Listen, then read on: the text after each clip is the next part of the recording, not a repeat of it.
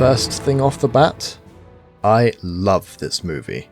The first sequel to Jurassic Park, The Lost World Jurassic Park, is a monumental effort at trying something new and very different from the first, whilst also building upon what came before, and it certainly delivers on that in so many ways. One of the things I really commemorate about this movie is just how distinctive it is with its dark tone and heavier themes, and the fact that it takes things in such an interesting new direction.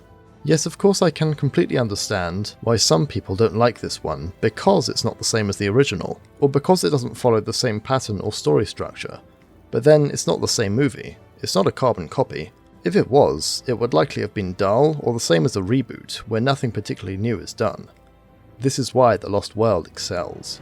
The one and only Steven Spielberg returns as the film's director for the only time he's directed a sequel outside of the indie films, and I'm so glad he did, as his directing skill and presence within the film industry is nothing short of legendary.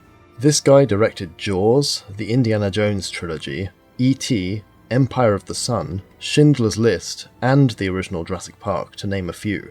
What more could you ask for? There's really no one else who could live up to the challenge for a sequel to Jurassic Park. Much of the crew from 1993 also returned to this one in 1997, including producers Kathleen Kennedy, Gerald R. Molan, and Colin Wilson, screenwriter David Koepp, editor Michael Kahn, production designer Rick Carter, composer John Williams, paleontology consultant Jack Horner, and live-action dinosaurs by special effects artist Stan Winston. And it really shows. The cinematography of this film is just as thrilling and as iconic in its own way as the first film was. Cinematographer Dean Cundy was replaced by Janusz Kaminski for this film too, and Dennis Muren was also involved for the special effects again. Note that this review will be only looking at the movie and not the novel, so if I miss out any details or question things which are answered there, that's why. So without further ado, let's journey to Isla Sorna and experience The Lost World Jurassic Park.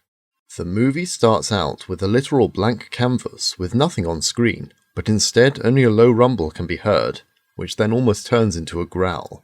This allows the viewer to be drawn in and become accustomed to the style and pacing of the movie, which is a long one at just over 2 hours, the longest Jurassic Park film of the trilogy. Also a movie which starts with just audio. The sea then fades into view and we get an ominous shot of a new island for the franchise as the text reads, Isla Sorna. We as an audience are immediately captivated by this expansion of lore to the canon, and what the story has in store for us. Works perfectly.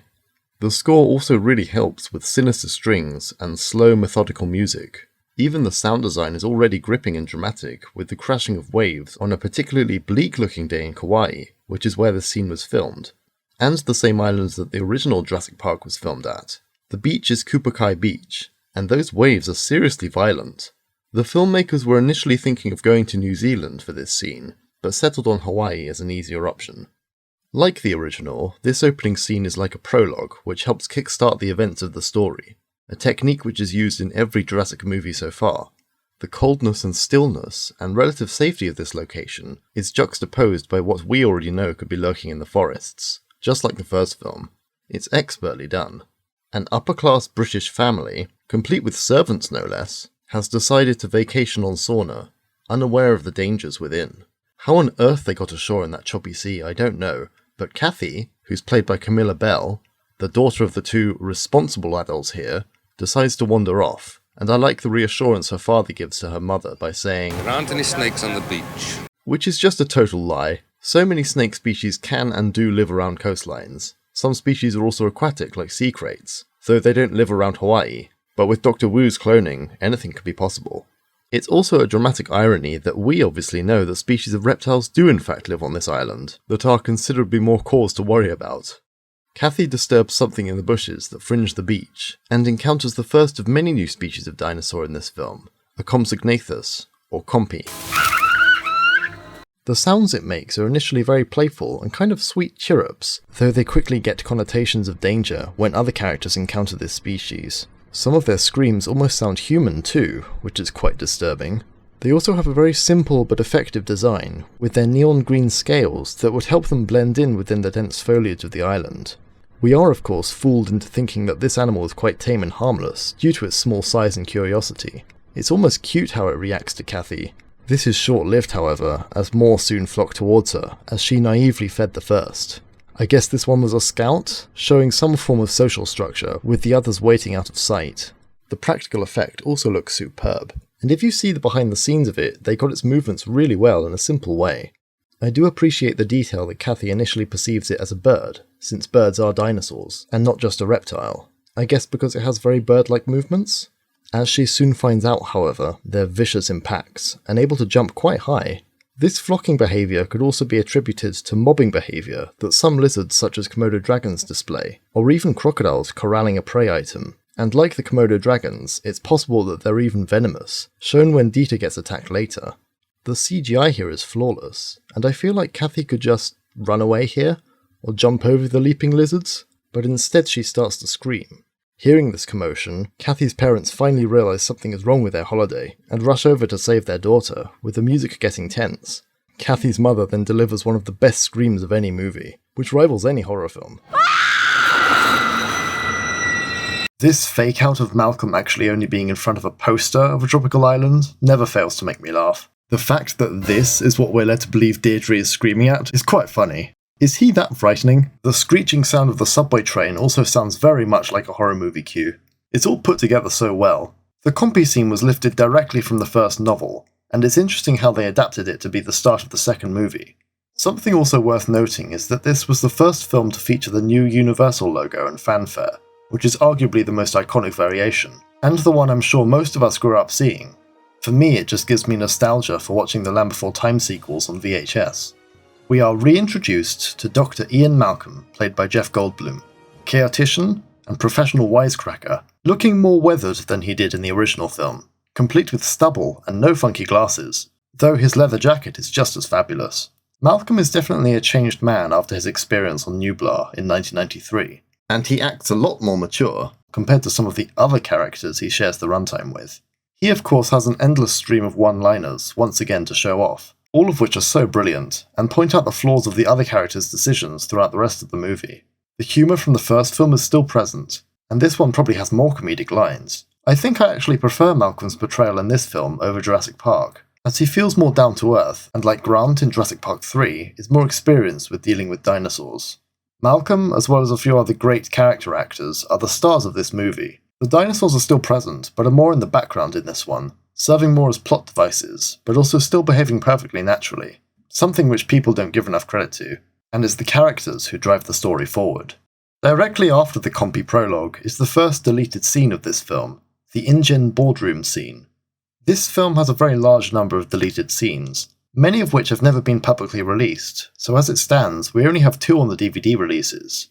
In this scene, we get an early introduction to Peter Ludlow's character, who I'll talk more about when he appears fully, going through the events of what we just saw, which kind of feels like it's unnecessary, so I understand why they cut it. It's also explained later with the scene with Hammond.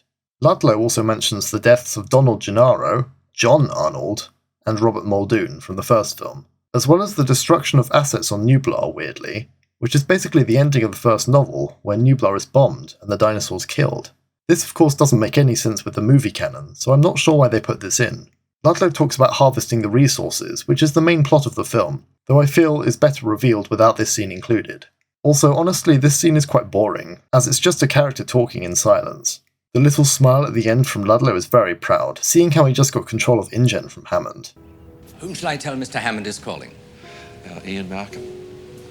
I've been summoned. Malcolm has been summoned to Hammond for reasons unknown to him as of yet. Odd that he would just comply without knowing what Hammond wants, and why Hammond didn't reach out to Grant or Sattler I'm not sure. Maybe he did, but it's never mentioned, and they could have both turned him down. The world has just changed so radically, and we're all running to catch up. Unlike the others who kept quiet about the events of the Nublar incident, Malcolm has been very vocal about trying to convey the truth about it to people. InGen has seemingly stepped in and taken action against him to ruin his reputation. The train scene earlier just adds insult to injury for his claims, as no one seems to believe him, only jokingly saying things like, I believed you. Oh, also this moment. Dr. Malcolm! God. Oh my Hello, Dr. Malcolm! Kids. When Malcolm arrives at Hammond's modest mansion, we get a couple more cameos from the first film, in the form of Tim and Lex Murphy, which is really nice. Honestly a shame they're not in the movie more, or any of the sequels after this. Looking at you, Dominion. Also, what is that hairstyle, Tim? Their appearances are brief, but it's a nice inclusion and ties this film back to the first. I sure hope they're over the trauma of their encounter on Nublar. Still great that they both reappear here. Dr. Malcolm, care to share a few campfire stories with my uncle? Malcolm is then accosted by Hammond's dodgy nephew, Peter Ludlow, played by Arliss Howard, a wholly original character for the film, and the main antagonist. He is perfectly fit for the role as a slimy and corrupt businessman, and he gets what he deserves in the end, but I digress. He kind of reminds me of Samuel Norton from The Shawshank Redemption. He also does a flawless British accent. As soon as he's introduced, he's already spitting daggers and up against Malcolm as they argue, seemingly indifferent to how Malcolm has been treated, as well as ignoring him. Malcolm has obviously encountered this man before, and it hasn't been pretty. InGen is my responsibility now, Doctor, and I will jealously defend its interests. He also hints at his later involvement in the story, stating that he is now running InGen rather than his uncle, who you can tell he resents. I wish Ludlow and Hammond had a scene together, but the way they both speak about each other whilst explaining things to Malcolm makes it clear that they're not on the best terms. You can only imagine the family dynamic between them. Ludlow is incredibly entitled, greedy, and believes himself to be in the right most of the time, which is his downfall. As we see later, he only sees the dinosaurs as a way to make profit, and not to do anything more. The norm for most antagonistic characters going forward in the franchise. He dismisses Malcolm's involvement at all, as it's merely an inconvenience for him. Careful. This suit costs more than your education. It must take a lot of patience and resistance for Malcolm not to slap him after he says this. Hammond's mansion was filmed at the Mayfield Senior School in Pasadena, California. Sir Richard Attenborough returns, of course, as the now former head of InGen, though just as motivated and driven by new ideas this time. The fact that he's now predominantly dressed in black rather than white reflects a change in mood and personality, and the darker themes of this film, and his progressing age. He also only has a small role in the story, and acts as a way to connect events together. Thank God for Site B. Site B. I really enjoy the reveal of Site B from Hammond, and Malcolm's reaction, and I really like the setup of this movie. It's quite lengthy, but it does a great job in establishing characters, plot points, and themes. So many interesting details begin here, and despite this film being as long as it is, not everything is covered or fully resolved. Isla Sorna is confirmed as the island that was used as a breeding facility before the dinosaurs were ready to move to Nublar. This, however, does create a slight plot hole with the genetics lab in the first film, but I guess you could say that that lab is mainly there as a part of the tour to show how the dinosaurs are created, and not the main breeding facility. It's a pretty small lab after all. It's also a somewhat clunky explanation as to why Sorna exists, but I don't mind if it means exploring a new environment that's totally wild and full of dinosaurs, which is part of the Lost World title and format. The idea of going somewhere cut off from the rest of the world where prehistoric creatures still live is always a great concept, and of course the name Lost World is in direct reference to Sir Arthur Conan Doyle's book of the same name. Works perfectly for a film with the characters from Jurassic Park. Hammond also goes on to say that their facilities on Sorna had to be evacuated from a hurricane, meaning that it's now as wild and untamed as Nublar is currently. The dinosaurs now inhabit it as if it was still the Mesozoic, just like the plateau from the other Lost World. The plateau! Life will find a way, as you once so eloquently put it. It's so clear he's trying to cozy up to Malcolm here, to try and get him to work for him, again. Interesting how this is the opposite to how he felt towards him before. I really hate that man. The lysine contingency is brought up again, which is good that they acknowledge it for this story, and it gets explained more later. It's also cool that there's a photo of Lex and Tim on Hammond's desk here, and the fact that Hammond still has his iconic mosquito cane. Hammond proposes a research expedition to this second island of dinosaurs. He also asks Malcolm to join the expedition, to which he justifiably declines, going so far as to say he'll stop the others Hammond wanted on going as well. In Malcolm's mind, the humans come first, which is a plot point hinted at in Fallen Kingdom during his scene, so it's cool to see that he sticks to his own character's ideals. Obviously shaken by the events of the first film, Malcolm is adamant that no one should have any involvement with dinosaurs. It's also good to see Malcolm calling Hammond out here because of his attempts to right his wrongs. Don't worry, Ian. I'm not making the same mistakes again. No, you're making all new ones. If you look on the screen, you can see some of the species on the island, which are all species previously seen in the film, with the exception of the Pachycephalosaurus, which appears later. There's also a very brief deleted scene here, where they both discuss there being 4 people in the expedition team, though it doesn't add much, and so makes sense why they ultimately cut it. 4 members only. 4 John, you dig like the National Guard. We get the names of two of the other main cast here as Hammond cunningly disguises the third member of the research group. Hammond explains how InGen wants to exploit Sorna for the dinosaurs to try and make another Jurassic Park, which is the main plot of the film, of course. He also mentions the opening scene with Kathy, who is apparently fine? Sounds suspect to me. This is why he's lost control of InGen too. I bet Ludlow threw a party when he found out. And now it's only a matter of time before this lost world is found and pillaged. So you went from capitalist to naturalist in just 4 years. That's something. Just like his now 99-year-old brother. Again, just like the first film, however, Hammond doesn't reveal the whole truth straight away, and tries to convince Malcolm into going to Sorna by first making a powerful speech which comes from the right place and feels genuine, but which Malcolm is impervious to and still declines. After failing to convince him that way, Hammond resorts to essentially blackmailing Malcolm by revealing that his girlfriend, Sarah Harding, is already on the island, alone. Quite a gut punch there. I wonder whether he was planning on saying this at all if Malcolm had just agreed to go. You didn't contact Sarah. It's too late. She's already there. I think she's Diane Fossey. Diane Fossey was a primatologist who extensively studied mountain gorillas in Rwanda. Suffice to say, Malcolm looks so disheartened and becomes rightly angry at Hammond for doing this to him. Can't blame him. Sarah was apparently thrilled to be given this opportunity, and we also get to hear some backstory on her involvement in 1993, with Hammond saying she went to Costa Rica to ask about the rumours of dinosaurs. So she's clearly been interested for a long time now. If you want to leave your name on something, fine. But stop putting it on other people's headstones, John. Ian is so clearly fed up with Hammond's schemes, impacting everyone, now even his own girlfriend, and after gathering his thoughts, he reluctantly agrees to go back to another island full of dinosaurs. It's not a research expedition anymore. It's a rescue operation, and it's leaving right now. And with the iconic Jurassic Park music returning to end the scene, the adventure is only just beginning. You'd better get used to rescuing Sarah.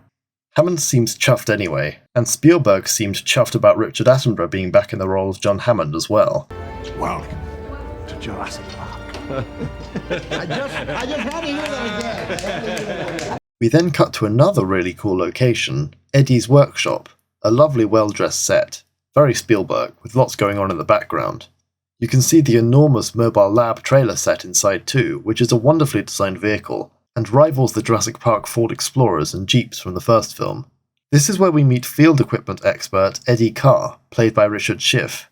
Eddie is the true hero of this film for the protagonists, literally sacrificing himself later to save his friends, and driving the central action scene, quite literally, with the Eddie Car. Eddie has a load of interesting gadgets and devices at his disposal, including a satellite phone and many interesting vehicles. The satellite phone being a plot device which would later be another plot device in Jurassic Park 3. At least someone is prepared to go to the island. It's kind of odd that Ian doesn't really take any form of protection, or even weapons in the film. Eddie doesn't get enough credit for his role in the film, as he's gone after the midway point, but he has a good personality and a cautious attitude about him, especially taking care of his technology, which makes him come across as almost nerdy. Ow, ow, ow, ow, don't do that. You gotta baby it a little bit, you gotta love it. Thanks for the 2-minute warning, Eddie. We also get introduced to chewing gum enthusiast Nick Van Owen, played by Vince Vaughn, as he pulls up into the workshop in the Van Owen. Nick is a video documentarian, aka cameraman, sent to document the dinosaurs by Hammond. His other motivations get him divided by fans as to whether he's actually an antagonist too. I mean, he's basically responsible for the San Diego incident with his whole eco-warrior personality and freeing the dinosaurs. Not to mention switching out bullets for blanks. You can bet that he was involved with the dinosaur protection group in Fallen Kingdom too. Shame he isn't in that film, as this film was Vince Vaughn's breakout role, and it would have been cool to see him reprise the role again. He is an interesting character and a strong ally of the Gatherer team. And once again, it's a shame he's only in this film.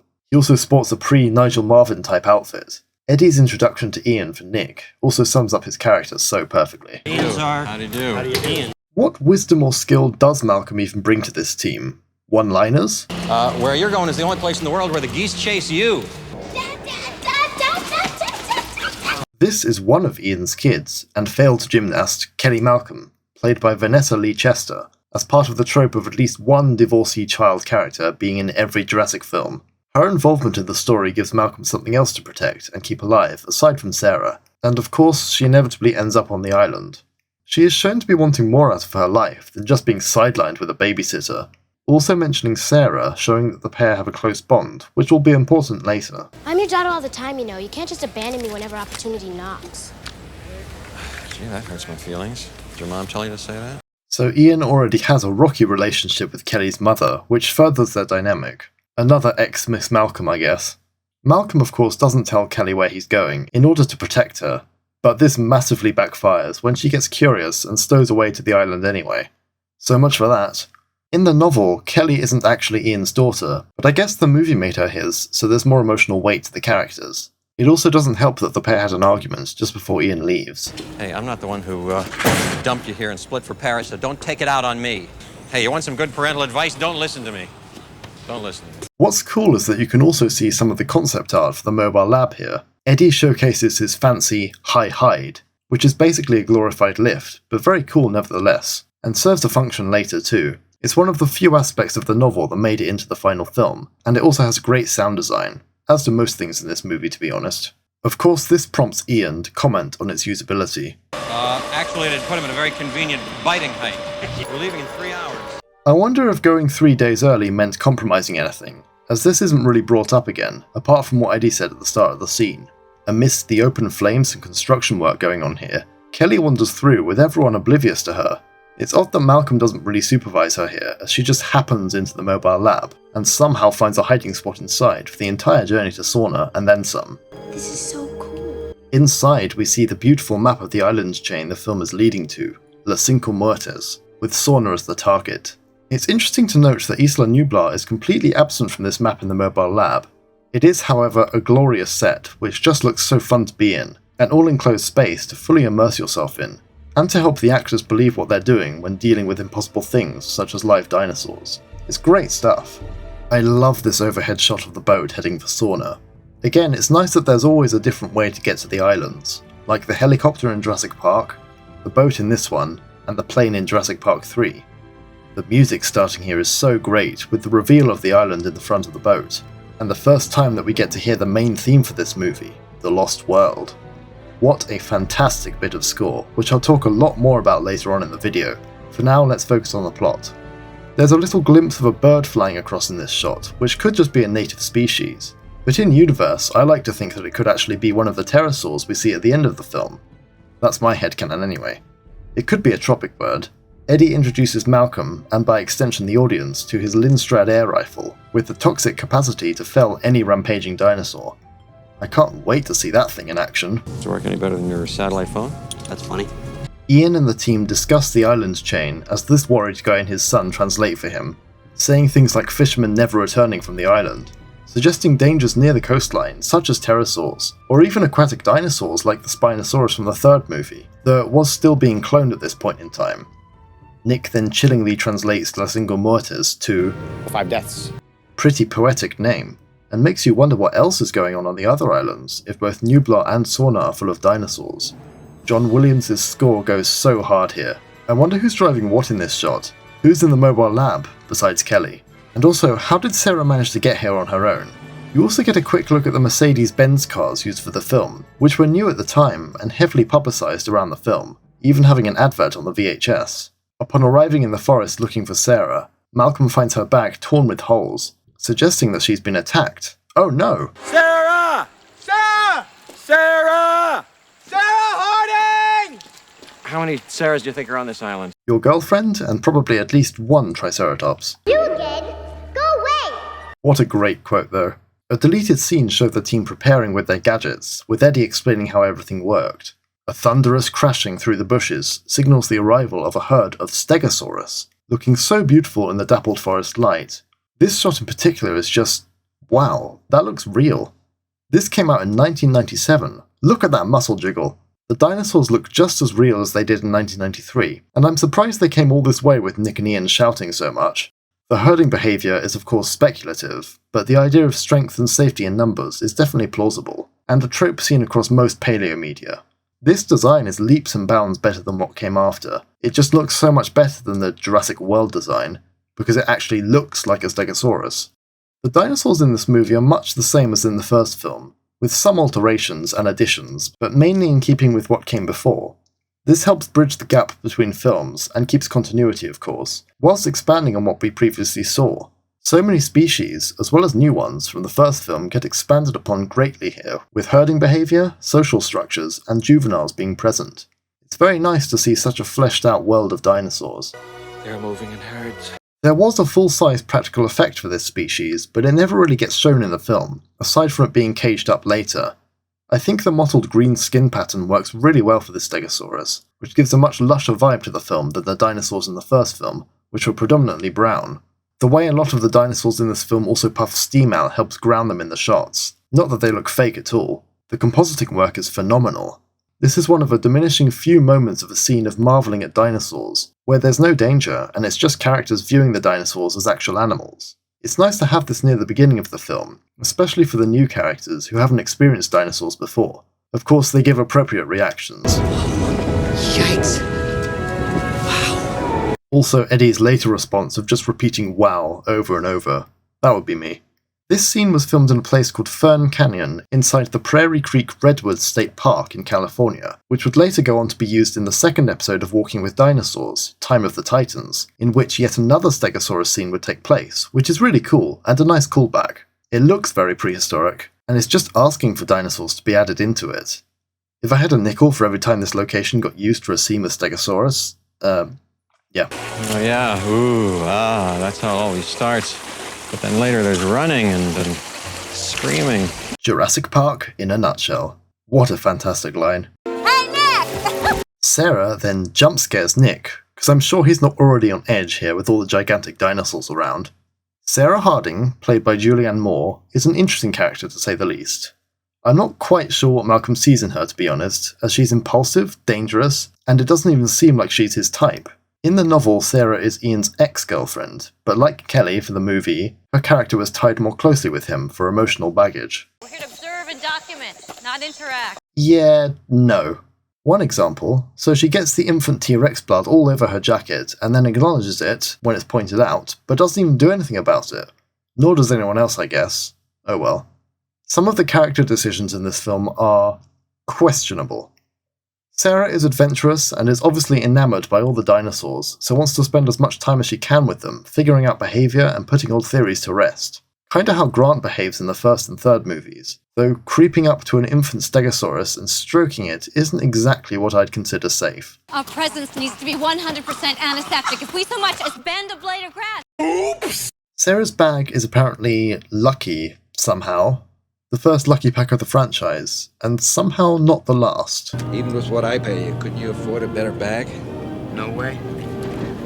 This one's lucky.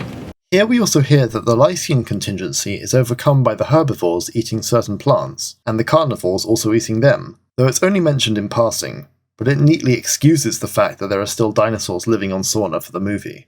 Surely there were some carnivores at least that didn't predate on anything in time, so there's probably some dead dinosaurs around Sorna.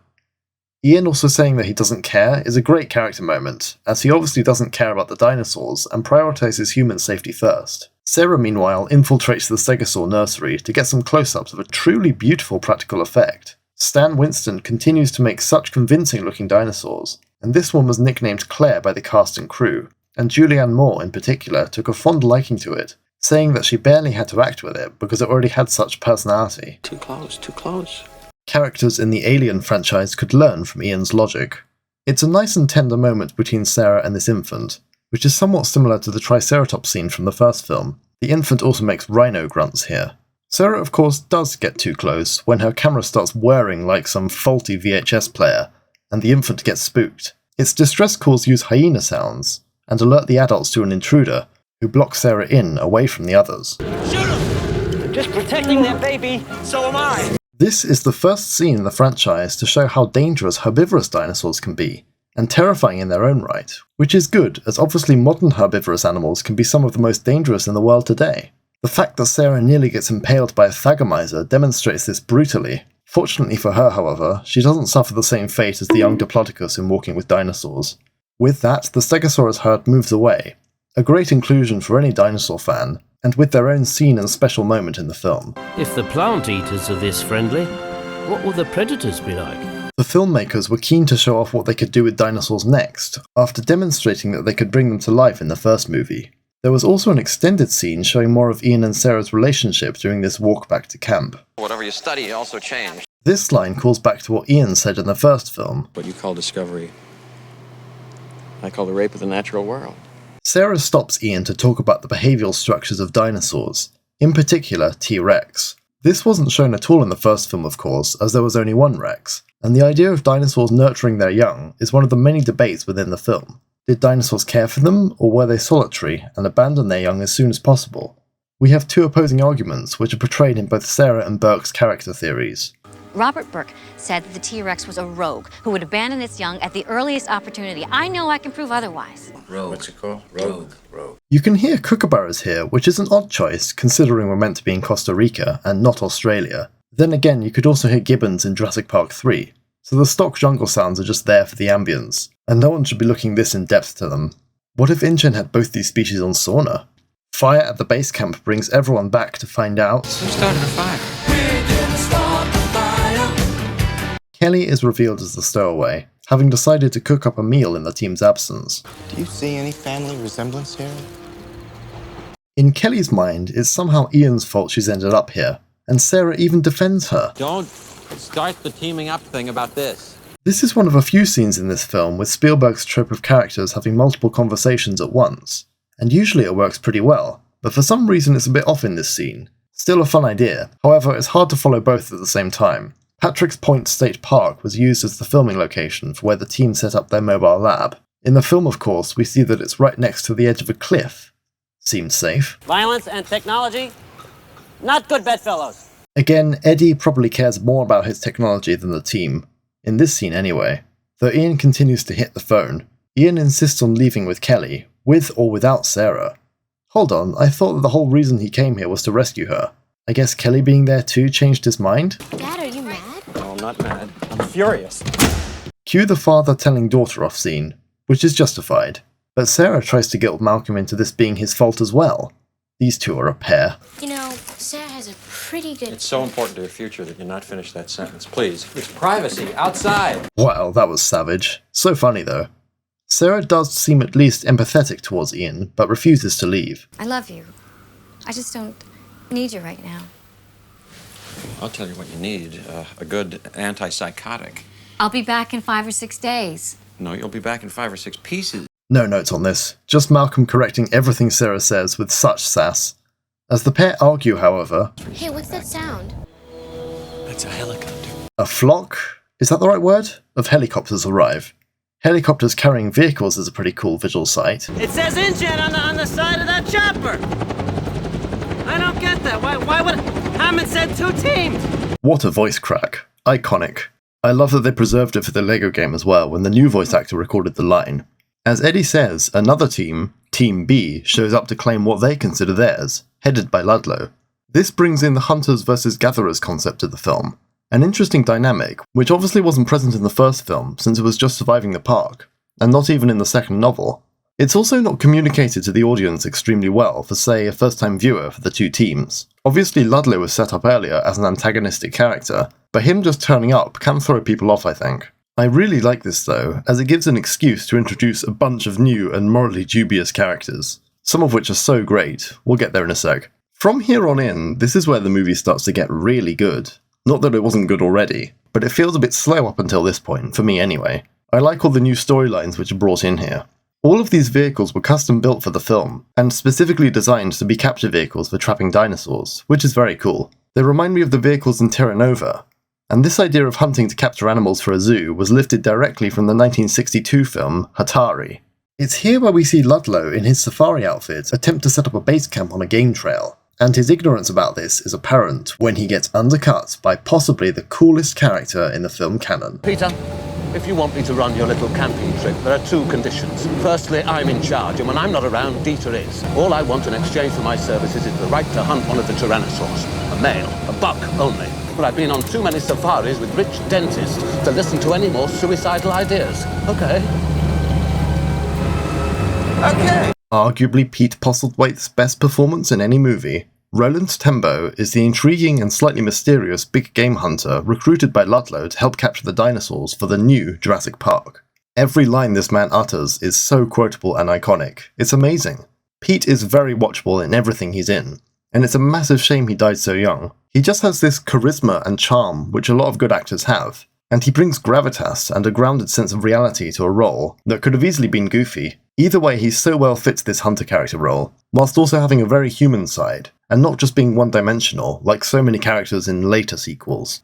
The name Roland, and the fact that he's a hunter, is in reference to the awesome song Roland's the Headless Thompson Gunner by Warren Zevon, in which he's betrayed by a man named Van Owen. Sound familiar? Later on in the film, Nick Van Owen switches out Roland's bullets, which he would have used to kill the buck T-Rex, with blanks, as a sort of homage to this song. His surname Tembo also means elephant in Swahili, and I think the name Roland Tembo is just one of the coolest character names you could ever have. He is very similar to Robert Muldoon, in the way that he's also a hunter from Kenya, has a very 20th century British attitude and a moral code, and sports a strikingly similar outfit, complete with another very commanding hat. He just looks so right for this role, and is ultimately not an antagonist, just working for the wrong people, as he was convinced to come and help only so he could hunt a T-Rex, as he initially refuses this in a deleted scene, which really should have stayed in. Luckily it was preserved and we can still watch it. The scene involves almost a prequel and a character introduction, not just for Roland, but also a setup for his close friend RJ Sidhu. Almost all of this guy's screen time is with Roland, though he definitely has his own character, and yet he gets no proper introduction in the film as it stands, dies off screen after having not much to do, and on top of all that, he looks like Peter Ludlow with a similar outfit and glasses, so it can be hard to distinguish for a first-time viewer. When I was younger, I used to think that RJ and Ludlow were the same character. Oh, also the actor Harvey Jason is white, playing someone of Indian descent in brownface.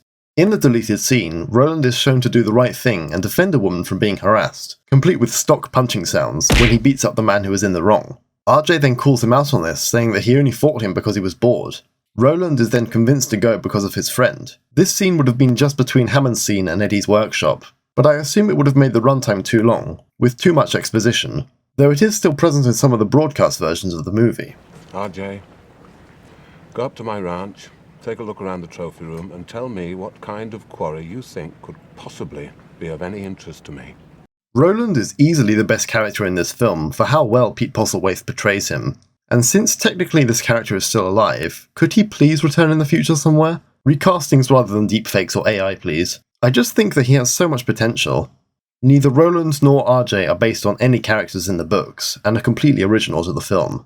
Within his first monologue, amongst other things, Roland explains how he essentially wants to take on the greatest hunting challenge any hunter could achieve, by hunting a male, a buck, Tyrannosaur. A pretty tall order if you ask me, but he certainly seems up to the task. The line about rich dentists is in reference to Cecil the lion, who was killed by an American dentist as a trophy, which helped bring in more attention to the controversy of trophy hunting. Roland is quite similarly motivated to Quint from Jaws, and I can only imagine what a scene would be like if you had both Roland and Quint together, the stories that they would tell. I also used to think that he was driving this vehicle, but it just didn't crash. Yikes, the suspension on that car must be knackered. Looks very fun to try though. It's cool to see the vehicles driving alongside dinosaurs like this, another thing we didn't really see in Jurassic Park, except for the T-Rex chase. Here we get a look at a lot of herbivorous species, some of which we've seen before, and some of which are new. Some species of dinosaur, like the Gallimimus, have remained unchanged from the first film, and so there's not much to talk about with them. It's nice to see them again though. The only sauropods to appear in this film is in this scene, and only in cameo form sadly, as the Mamenchisaurus is just in the background, but nevertheless very memorable for this moment with the motorbike driving underneath it. This is also the only film in the franchise that doesn't feature a Brachiosaurus. The Mamenchisaurus pair that appear here so briefly look good design-wise, with quite an out-of-date swan-like neck position, which works well for the more vintage dinosaur designs of the films. Also, the way they move was inspired by elephants and giraffes. They're also fully CGI. I just wish they had another scene, even if they were just in the background again. During the Stegosaurus attack earlier, the group was supposed to interrupt a mating pair of these guys, but this scene was never filmed. One of the standout additions to the dinosaur roster in this film is the late Cretaceous herbivore Pachycephalosaurus, a welcome addition for any paleo fans. It behaves rather like a bad-tempered rhinoceros most of the time. I guess due to it having a reputation for headbutting its own kind, it would have to have some serious attitude. The one that features prominently in the capture scene, dubbed Friar Tuck by Roland, is a juvenile, but very feisty. managing to headbutt poor Carter straight through a car, with the car having a door designed to dent itself. Unfortunately, this is the only major role in the films, but it's definitely memorable. The hissing sounds it makes fit rather well, as most modern reptiles can hiss, so it's definitely more plausible than roars. I also really like the colours of this one. The mottled blue and tan colours look really nice for something that could have just been grey, and especially on the animatronic, the scale detail comes out really nicely. The Parasaurolophus, whilst only seen in a few shots in the first film, gets its first breakout role for the franchise here with the lassoing scene, a scene which is directly referencing the Valley of Guanji, which has a very similar roundup sequence. The new colours are definitely nice to look at, with the oranges and beiges with the stripe down the side. It's also worth mentioning that a lot, but not all of the herbivorous dinosaurs in this film make the same sounds as some of the creatures from Star Wars, which gets a little repetitive, but I think works for the large dinosaurs. These are cow sounds recorded through a long tube. You can hear Roland's trying to say Corinthosaurus, which would be Corythosaurus. Corythosaurus was originally going to be in the Parasaurolophus role for this film, and even appears in some of the fact sheets the InGen hunters use. Of course it would later go on to appear in Jurassic Park 3, with glorious colour patterns. Also, Roland describes the Parasaur as The one with the big red horn, the pompadour, Elbeth! Which would also slightly match the description of Corythosaurus. Roland's not knowing the dinosaur names is very funny for some reason. Alongside this deluge of new dinosaurs are even more characters. Dr. Robert Burke, played by Thomas F. Duffy, a paleontologist hired for Ludlow's camping trip, and someone who continuously gets things wrong about dinosaur behaviour, especially the Tyrannosaur parenting habits and territoriality, and even the snake, which inadvertently causes his death. His general appearance was based upon the paleontologist Robert T. Backer, and he does seem to be fairly competent, demonstrating his specialist field when explaining the skeletal structure of Pachycephalosaurus, before being chased away. Dieter Stark, played by Peter Stormare, is second in command to Roland, and just a seriously nasty mercenary character. It's like the worst elements of Roland and Muldoon got merged in some horrific genetic accident. He's so unnecessarily violent and mean towards all the dinosaurs he encounters, which makes him a good villain, whilst also making his death even more satisfying. Dieter's friend, Carter, played by Thomas Rosales Jr., also has another untimely death. And aside from that, that's probably the most pivotal thing he does in the film. The fact that he screams out in terror when spotting the Rexes probably also caused his own death. There are a lot of custom vehicles that appear here, in particular the Snagger, with the extendable outrigger seats to gain more leverage on the chosen victim. It's a very cool setup. The Pachycephalosaurus is snagged by one of these contraptions, with various nooses going around its neck, and you can't help feeling sorry for it, being captured and stressed out like this, especially when it makes this adorable noise. The airbag-like buffers are also brought over to pacify it as a further measure, and honestly, because the CGI is so good in this movie, I can't even tell if this is the animatronic or fully CGI in this shot. I'm pretty sure it's animatronic. It just looks so good the whole time. Dieter is then tasked with capturing a Parasaurolophus, which he does with considerable ease despite its large size. It's nice to see more herbivorous dinosaurs getting to show how dangerous they are in these scenes, as this Parasaur continues to put up a fight, and pulls the InGen hunters tethered to it through the air, showing its strength. This was achieved by filming the hunters on a blue screen to match the movements of the para. Unfortunately then, this also happens. Ludlow is a bit too surprised to see this capture unfold, but I guess it is a fairly impressive sight, but surely he was prepared for this. The Gatherer team, meanwhile, watches as all this unfolds, disheartened and distressed. Eddie in particular pulls a very grim expression. The game trail was filmed in two locations, the ceremonial rock field at Patrick Point State Park near Trinidad, and Field Brook, California. Both of these locations make it feel like a single place, as they match really well. Off the game trail, RJ and Roland spot a trackway made by the star dinosaur of the film. You recognize this trackway? Yes, I do. Tyrannosaur. Roland instantly changes his tactics, and aside from shooting the buck later and helping capture the dinosaurs, he doesn't really do anything else that would warrant him being classed as an antagonist. Where do you think you're going? To collect my fee, Mr. Ludlow, to collect my fee. How did he not see that? Dieter then encounters a solitary Compsognathus, likely wanting a drink since he was just using water to cool himself down, and not tried to hunt him yet, like Kathy in the prologue. It's probably too crowded with too many people around to attempt an attack here. They'll save that for later. Dieter pulls out his trusty electric prod as an insurance policy, before Burke excitedly spots it too, acting like Grant seeing his first dinosaurs. When he identifies it, he gives it the name Zognathus triassicus, found by Frost in Bavaria in 1913. This is factually incorrect, as this is the blending of the names Compsognathus and Procompsognathus triassicus, as there is no such species called Compsognathus triassicus. though of course this species could exist within the film universe. And furthermore, for a franchise that has velociraptor remains being discovered in Montana, I think we can let this slide. Is it dangerous? No, I wouldn't think so. This surely won't backfire on anyone here. The detail of the practical effect breathing here is really nice. There haven't been any visitors to this island. There's no reason for it to fear man. Oh, how wrong you are. To assert his dominance, Dieter decides to shock the Compy with a little shock. Now it does. You just made an enemy for life! As it runs off, it makes the sound of a sand grouse, which were later also used for the Coelophysis in episode 1 of Walking with Dinosaurs, New Blood. This Parasaurolophus corpse was originally going to be used as the opening of the film, in a deleted scene where fishermen dredged up from the ocean, which would have been interesting. This idea got slightly reused for the opening of Jurassic World Dominion, and this particular prop also got reused in Jurassic Park 3, where you can see the T-Rex feeding on it. There's also an Edmontosaurus skull on the side of the nest here. It's the Rex nest. Amidst all the flies, which by the way is a great touch for being around all the partially eaten remains, Roland and RJ find an infant Tyrannosaurus, which is a first for the film. Its design works really well in showing what a younger version of what we already know the adult T-Rex looks like, with skinnier proportions and more agile movements. The animatronics were seamless too, with no external wires, so that they could be picked up and placed into any scene with no issue, and also help the actors act alongside it. 3 separate versions were built. It busies itself chowing down on some particularly rare steak, as Roland speculates that its parents will be back soon. Odd how Roland supports the idea of Tyrannosaurus nurturing their young like Sarah, unlike someone on his own team like Berg. The trick is to get him to come where we want him. T-Rex Jr. gets captured off-screen and is put in a snare as baits to draw the adults in, calling out with mournful-like cries that echo through the night. These were apparently baby camel sounds, which they make when separated from their mothers, which is nice. It's lucky that there even was an infant to be used as bait to draw in Roland's quarry. It's also worth noting that here, and later, the Rex has a broken leg, which was shown in a deleted scene in which an intoxicated Ludlow accidentally falls on the infant. You can see a bottle of alcohol next to it too. This sets up a direct conflict between Ludlow and the Rexes for later. Roland and RJ sit hidden in a tree nearby, waiting for the buck.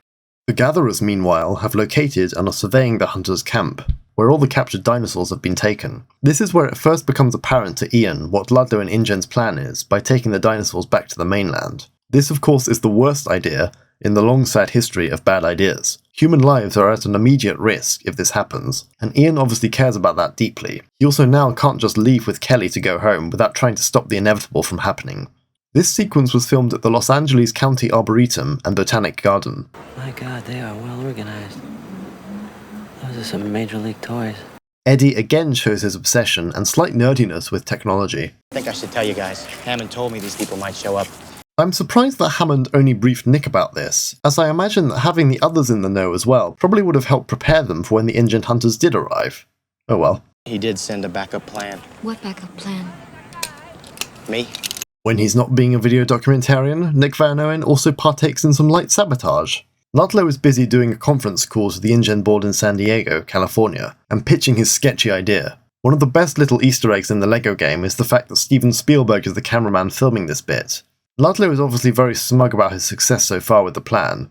However, Nick and Sarah infiltrate the camp and do a bit more dinosaur marveling, again with the Stegosaurus, and also freeing it along with unlocking all the other cages, one of which houses an infant Triceratops, which was an unused puppet for the first film, so it's nice that it at least got to appear here, albeit in one shot. It was actually someone inside the animatronic, with all the mechanics taken out to get the movement. They also free Friar Tuck, the Pachycephalosaurus, which roars at them in approval, I hope, and Claire the infant Stegosaurus too, and it's nice to see that there's no hard feelings between her and Sarah. Off-screen but shown later, they also free more Pachycephalosaurus, Parasaurolophus, and Gallimimus, as well as some Compys. We get some interesting lore expansion here, as Ludlow explains how San Diego was the home of the original Jurassic Park, with an amphitheatre which never got finished, in favour of Isla Nublar. It's cool to see how there already was a version which was on the mainland before moving to the island setting, and Hammond himself even says in the first film that he regrets not building the park in Orlando, Florida, so there were multiple locations considered before landing on Site A. I also love this miniature diorama of San Diego Jurassic Park, teasing its full and life-size appearance later on in the film. A shame it gets destroyed soon. Also, the concept art for it looks terrific. And so the facility sits unused, unfinished, when it could be completed and ready to receive visitors in less than a month. Oh dear, that wasn't good. This is the only time when we see Triceratops in this film, and even then it's only very briefly, as this massive practical head crashes through the InGen's camp. This scene also used to scare me when I was younger. Also, how did no one get killed by that thing? Its design remains unchanged from the first film, so there's not much to say other than it's another cool dinosaur that appears in this film. I guess Dieter, who was the one on watch, just didn't notice any of this before it was too late. You can basically pin Nick and Sarah down as responsible for all the destruction in the camp, though all these herbivorous species being here would have attracted some carnivores sooner rather than later. RJ, look out! Jump!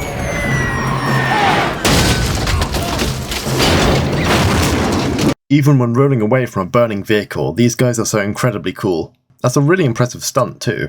So did all the InGen vehicles get destroyed here? That was quite an arsenal that just got obliterated. I'm assuming the Triceratops launched the burning car into the stakeout tree as well. In another deleted scene, Nick would be seen cutting the fuel lines for a lot of the vehicles, which would explain why so many of them explode here. In all the chaos, Nick sneaks in again, this time to rescue the infant Tyrannosaur, showing that he does genuinely care about saving the dinosaurs, even dangerous ones like this. That's the last time I leave you in charge. Ooh, Dieter, you just got a very strict telling off. He looks so miffed. Nick brings the injured infant Rex back to Sarah, with the brilliant idea to treat it at the mobile lab. Can't see this going wrong for anyone, with the parents likely having returned to the nest and not found their baby, but instead finding a convenient blood trail leading straight to them. Oh man, Ian's not gonna like this. And yet, you just go along with it. I guess Sarah doesn't want the dinosaurs to come to harm any more than Nick does. What's going on? Isn't it obvious? We're not alone on this island. Again, I cannot praise enough how amazing Pete Postlethwaite's performance is in this role. Even simple line deliveries are so enjoyable, and the dramatic way he throws the broken lock into the fire is so enjoyable too, and a blink and you'll miss it shot for first-time viewers. It's also interesting to note that neither Malcolm nor Ludlow were aware that they were both coming to the island. Malcolm found out only hours before this scene, and Ludlow has only just figured it out. You can also hear thunder rumbling in the background, suggesting a storm is on its way, and elevating the drama too. Ian and Kelly arrive back in the mobile lab as the rain starts pouring down, to finally call for help from the guy that took them to the island in the boat. Seems a little too late, but worth a shot. Eddie meanwhile sets up the high hide. Not sure why, but it's cool to see it in action against the tropical storm at night. Nick and Sarah then drive past, causing Eddie much confusion. What the hell is that? That right there is your downfall. No, honey, no! Ian can obviously see the consequences of what's happening here, though he doesn't do much to stop it, instead still attempting to call for rescue, until he gets frustrated at least. No, Carlos, come in. God damn it, you bastard, listen. So it turns out that the infant's leg is fractured and needs treatment, all thanks to Ludlow's clumsiness. As the infant's mouth is restrained, like dealing with the crocodile, it makes some very weird, almost cackling noises, like it's laughing. The short roars sound like a cougar or a lynx as well. Other animals are gonna hear this. Kelly gets spooked by this and wants to be someplace high. Luckily the high hide exists then. The Malcolms leave Nick and Sarah to operate on Junior to find Eddie. What is it? What? What's going on? What's going on? Information, please, what? You're much happier not knowing. Come on, get us up. Whenever you're ready, we're fighting here, Dr. Quinn. This is probably in reference to the 1993 TV show Dr. Quinn, Medicine Woman. You're just trying to make me feel better. I remember all those stories you told. Oh, no, this is nothing like that. We're in a completely different situation right now. Wow, now that was good. What a fantastic way to foreshadow what's to come. I love it. Is there anything more spooky than a bellowing roar coming from somewhere deep in the forest? Ian tries to phone Nick and Sarah to warn them about what's on its way to them. Nick, I need your hand here. Really, Sarah? There's like 3 people that could possibly be, and it's probably pretty important. No answer, what a surprise. I'm coming right back. I give you my word. But you never keep your word! You can tell that Kelly is angry with her father for not being honest to her about where he was going, amongst other things presumably. Ian's response is to literally run, or rather, drop away. What a great dad. Personally, I would have squeezed just a little bit harder. Kelly and Eddie watch large movements beneath the canopy, heading in the mobile lab's direction. Such a great way to announce the Rex's movements, especially with the birds scattering from their roosts. When the high-hide is at ground level, it was filmed in a place called Cal Barrel, inside Prairie Creek Redwood State Park, and all of the high-hide scenes in the treetops were filmed on a blue screen. Also, there was an unused sequence shown in the storyboards, where the Rexes would have inspected the high-hide too. Ian races through the forest to reach the lab as the phone rings again, and it's unclear who's phoning them this time before Ian arrives back. How far away was the high-hide anyway? For once in your life, would it kill you to pick it up? Help me get this thing out of here. No, we just had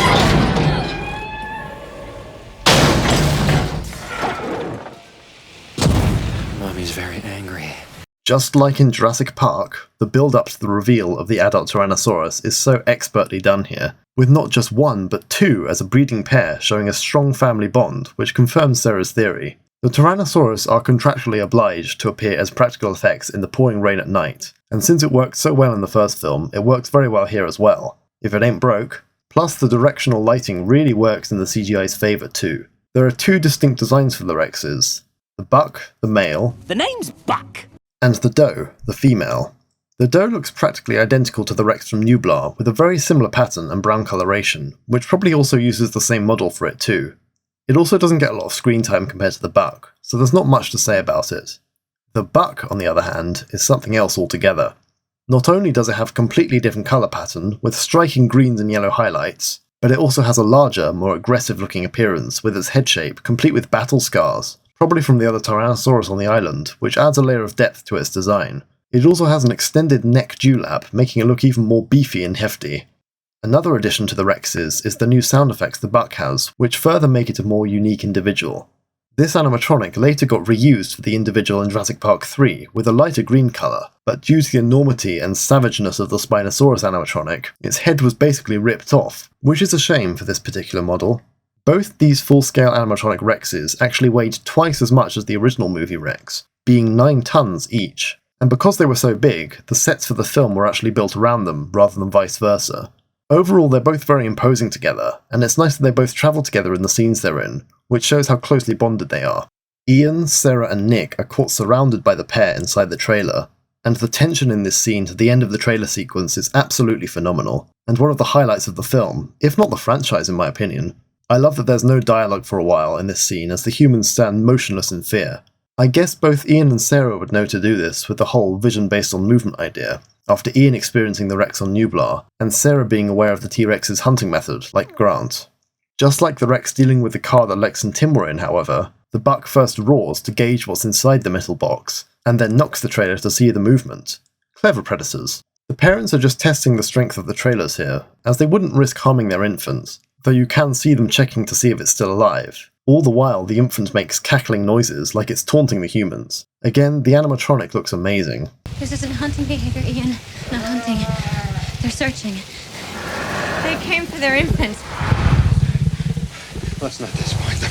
After the muzzle is removed, the infant immediately starts crying out for help again, and I love how the parents follow it being transported down the mobile lab, like they're tracking it. When the humans reach the door to let it out, they come face to face with the buck in an imposing shot. Their hearts must be in their mouths right now, staring at the most dangerous predator on Earth. Also, if you notice, the buck takes a big inhale to get the scent of its infant's capturers, making it easier to track them later. Tyrannosaurus had a very good sense of smell, so this all makes sense.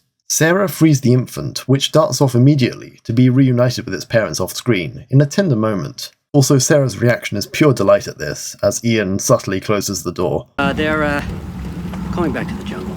The Rexes take their infant to a safe point in the forest where it can make its way back to the nest. However, they don't go all the way. Back in the trailer, everyone seems rather calm as they discuss the behaviour of what they just encountered.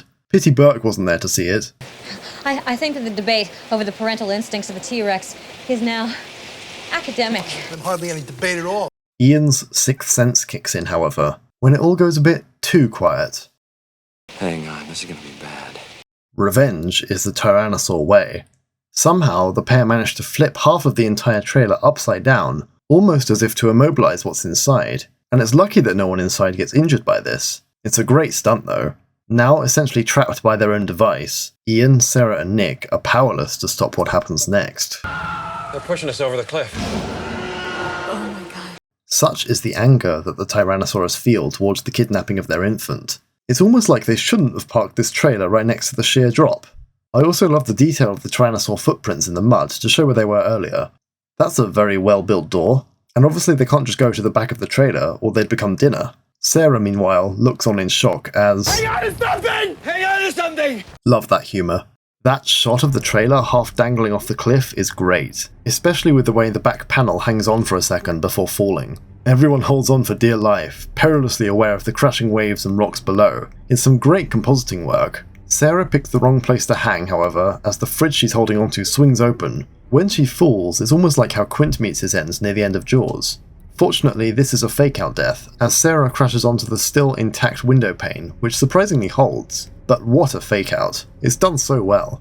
This is an amazingly tense scene, with the character being moments from death and in such a dangerous situation, not to mention the anxiety-inducing glass-fracturing sound effects, which are terrifying. The way this scene was done was to have cracks in the glass be painted in on the computer, and it looks seamless, though still nerve-wracking. As Ian goes down to rescue Sarah, again, Nick attempts to reach the satellite phone, their only method of communication, now that the mobile lab is compromised. This Nick fails to achieve as it falls, breaking both the glass and being lost forever. Good job. Ian, in the nick of time, hooks Sarah's lucky pack over her arm and saves her from plummeting to her death. Phew. Your lucky pack! Ian must have lots of upper arm strength to be able to hold her mid-air like this, and the way the shots are blended together works really well. This cliffside was all built on the side of the Universal's multi-story car park, so that the production could achieve the correct height for the scene, with everything below being digitally added in, and it looks superb. And the trailers on the top of the cliff were filmed in the Universal Studios. So much of this film is set at night, adding to the dark tone, with cinematographer Janusz Kaminski being quoted by Spielberg as a miracle worker with light, and helping make the movie look so moody. This scene also serves as the central action set piece, which the film has been slowly and subtly building to. Eddie arrives, the daring hero to save the day. Perhaps he's also concerned about trying to rescue the mobile lab, as well as his friends. The Tyrannosaurus have seemingly moved off, satisfied that their job is done. The percussion. Oh, the percussion here is amazing. But I'll hold my thoughts for the music for later. Just wanted to say that. We get a nice panning shot of the extent of the mobile lab that's still on the cliff, versus the half that's hanging, showing the damage the Rexes did. Also, the interface inside obviously detecting it too. What did this? What do you think did this? I guess the high height is too far away to be able to be in view of the trailer. However, Kelly is still up there in relative safety. You can also see that Eddie puts his hand straight over broken glass here, but doesn't react. This is because it's not real glass, of course. Who's hurt? What do you need? We need rope. Rope? What? Anything else? Yeah, 3 double cheeseburgers with everything. No onions on mine. I don't know, we'll turn it over. Glad to see the team's humour is still intact. That tree trunk sure is convenient. It's a cool detail that the rope doesn't go round the first time. All seems well as Eddie tosses down the rope to the cliff crew. Did you tie this to anything? We're sliding it! Our situation has not improved. What great tension. Eddie's reaction is such a mixture of fear and determination. The soft wet mud isn't great for gripping what's left of the mobile lab, and gravity is doing the rest, slowly pulling it over. Luckily for everyone, Eddie Carr has a specialised winch to deal with this exact situation, but unluckily for him, he doesn't quite get enough the first time around, and... Sorry, I had to do that. Meanwhile, the lifeline for the others is beginning to loosen. Seriously, could this get any worse? Spoke too soon. It's a miracle that all three managed to cling onto the edge of the trailer. That was pretty lucky. Eddie tries again to hook the car to the trailer, this time getting more wire and making a literal leap of faith into the mud. Gross. He's so desperate to get it done. Upon getting the wire in place, the car instantly feels the burden of the trailer as it's tethered, making the wire taut. Next, he reties the rope around the tree, which gives the others a chance to climb up. However, because of his previous action, the weight of the trailer starts to pull the car down with it. Uh-oh. Poor Eddie is really thrown in at the deep end here, with trying to do all of this on his own.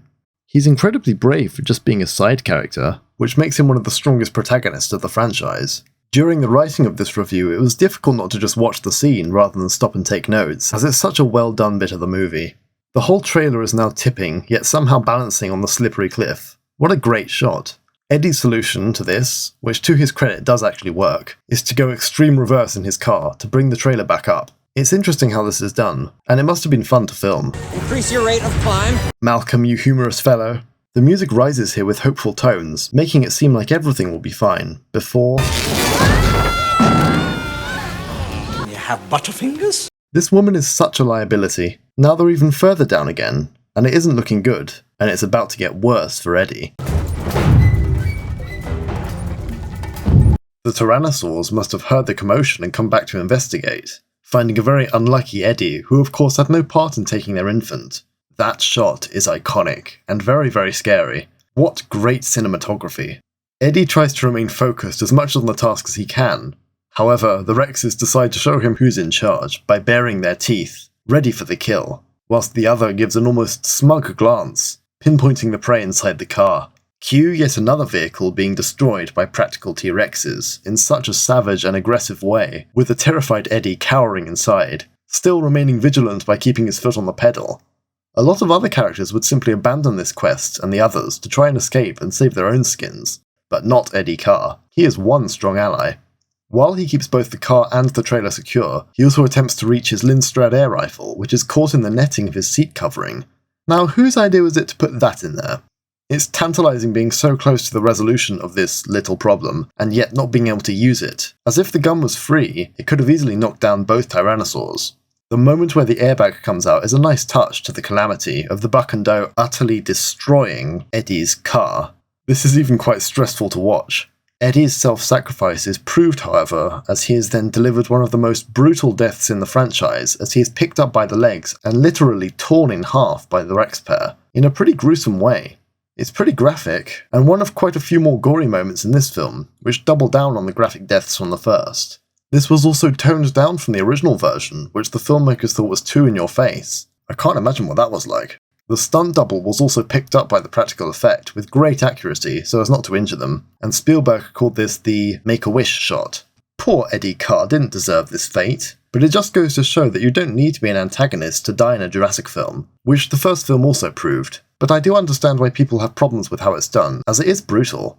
It's very similar to how Zara dies in Jurassic World, which caused a lot of backlash from viewers, for some reason. Personally, I think that's a great scene, although Fallen Kingdom chickened out, and had no character deaths that weren't bad guys. Kind of odd for a franchise where anybody can die, and has done before. In any case, Eddie was a strong character for what he did, and performed really well by Richard Schiff. Rest in peace, Mr. Carr. If you look closely in this tug of war, you can see that the doe drops her half of Eddie, whereas the buck swallows his half. Maybe she's saving it for the infant? Of course, with the threat to their infant neutralised, they let go of the car, which due to its damaged nature slides easily off the cliff, taking the trailer with it. What follows is a truly awesome shot with the trailer falling past and around Ian, Sarah and Nick as they all stay together in the middle. Obviously they didn't chuck a massive vehicle past them, but you couldn't tell as the lighting looks so convincing. Julianne Moore said about this film that it was the most physically demanding one she'd ever been on.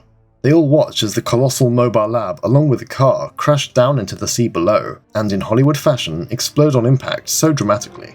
The sound design of a train whooshing by here is so excellent, and the cherry on top is the tyre being propelled back up towards them, as we get our last glimpse at the remnants of the mobile lab. That was spectacular. Despite all of this happening, the rope which Eddie tied is still holding strong, which allows them to finally climb up and meet with the InGen hunters who have assembled on the top of the cliff. It's a pretty epic moment when Sarah, after hesitating, accepts the hand of Roland to be rescued, along with Nick and Ian. This scene always makes me smile for some reason, probably in no small part due to the swelling musical score. It's also interesting that Dieter is helping them back up, despite him knowing that they sabotaged the camp, and having such a rough attitude the rest of the time. I guess he's not a murderer. Kelly is also reunited with her father here too, which is nice. Did she get out of the high height herself? I wonder what happened to it, as you never see it again. Our communication equipment's been destroyed. Well, if your radio and satellite phone were in those trailers that went over the cliff... They were. Then we're stuck here, ladies and gentlemen, and stuck together, thanks to you people. The survivors are all back in what remains of the InGen camp to assess their next move. And it's really cool to see the two factions having to work together in order to survive Sorna, though the hunters are of course angry at the gatherers for what they did. Ian, having been reunited with his nemesis, Ludlow, calls him out on how badly prepared Nublar was, even with all the fences, compared to Sorna, which is just a wild jungle. About 5 years of work and 100 miles of electrified fence couldn't prepare the other island. Did you think that, what, a couple dozen Marlboro men were going to make a difference here? This is in reference to the Marlboro Man, who was a figure for advertising tobacco from 1954 to 1999. An extinct animal that's brought back to life has no rights. It exists because we made it. We patented it. We own it. This line and mentality speaks volumes for Ludlow's character, who just believes he can take what he likes from Sorna, hence him being here. It's such a good quote too, like so many lines in this movie. I do like that this line gets followed up on in Jurassic World, which is basically how the Gatherer team, particularly Nick, feels. Extinct animals have no rights. They're not extinct anymore, Hoskins. Are you looking for a problem? I found you, didn't I? If there was ever a more obvious clash between the hunters and gatherers. Break it up! Break it up! I know you. You're that Earth First bastard, aren't you? The Earth First is a radical environmental group founded in 1980, which, like Greenpeace, is an organisation which focuses on saving the environment. Another thing Nick is involved with. We have to move right now. There's a communications centre here at the old operations building. Hammond ran everything on geothermal power. It was never meant to need replenishing. Clever tactic. Also, this is directly supported by the novel of The Lost World, where it's revealed that InGen uses this as a source of power for Sorna. Now at least the team has a goal to reach this destination to call for help. But how long was Ludlow planning on keeping this information hidden? At least he gets his trusty flask back though. That's not the problem. What is? What is the problem? Velociraptors. Doesn't that just send shivers down your spine? Kelly is brought into shot for added dramatic effect as the Raptor theme plays. With all the carnage and action scenes this film has already had, Velociraptors almost feel like an afterthought, and you could be forgiven into forgetting about them entirely. All these shots are so well put together. Sarah points out how no one is safe here, as the Rexes are likely to return to deal with anyone else who caused them grief. Burke counters this with his dumb logic. No, you're wrong there, Dr. Harding. We'll lose them once we leave their territory. As the pair argue, I love Ludlow's reaction as he interrupts the science to bring everyone back to the present. It's nice that you get to see almost all of the main characters in shot here, minus Eddie.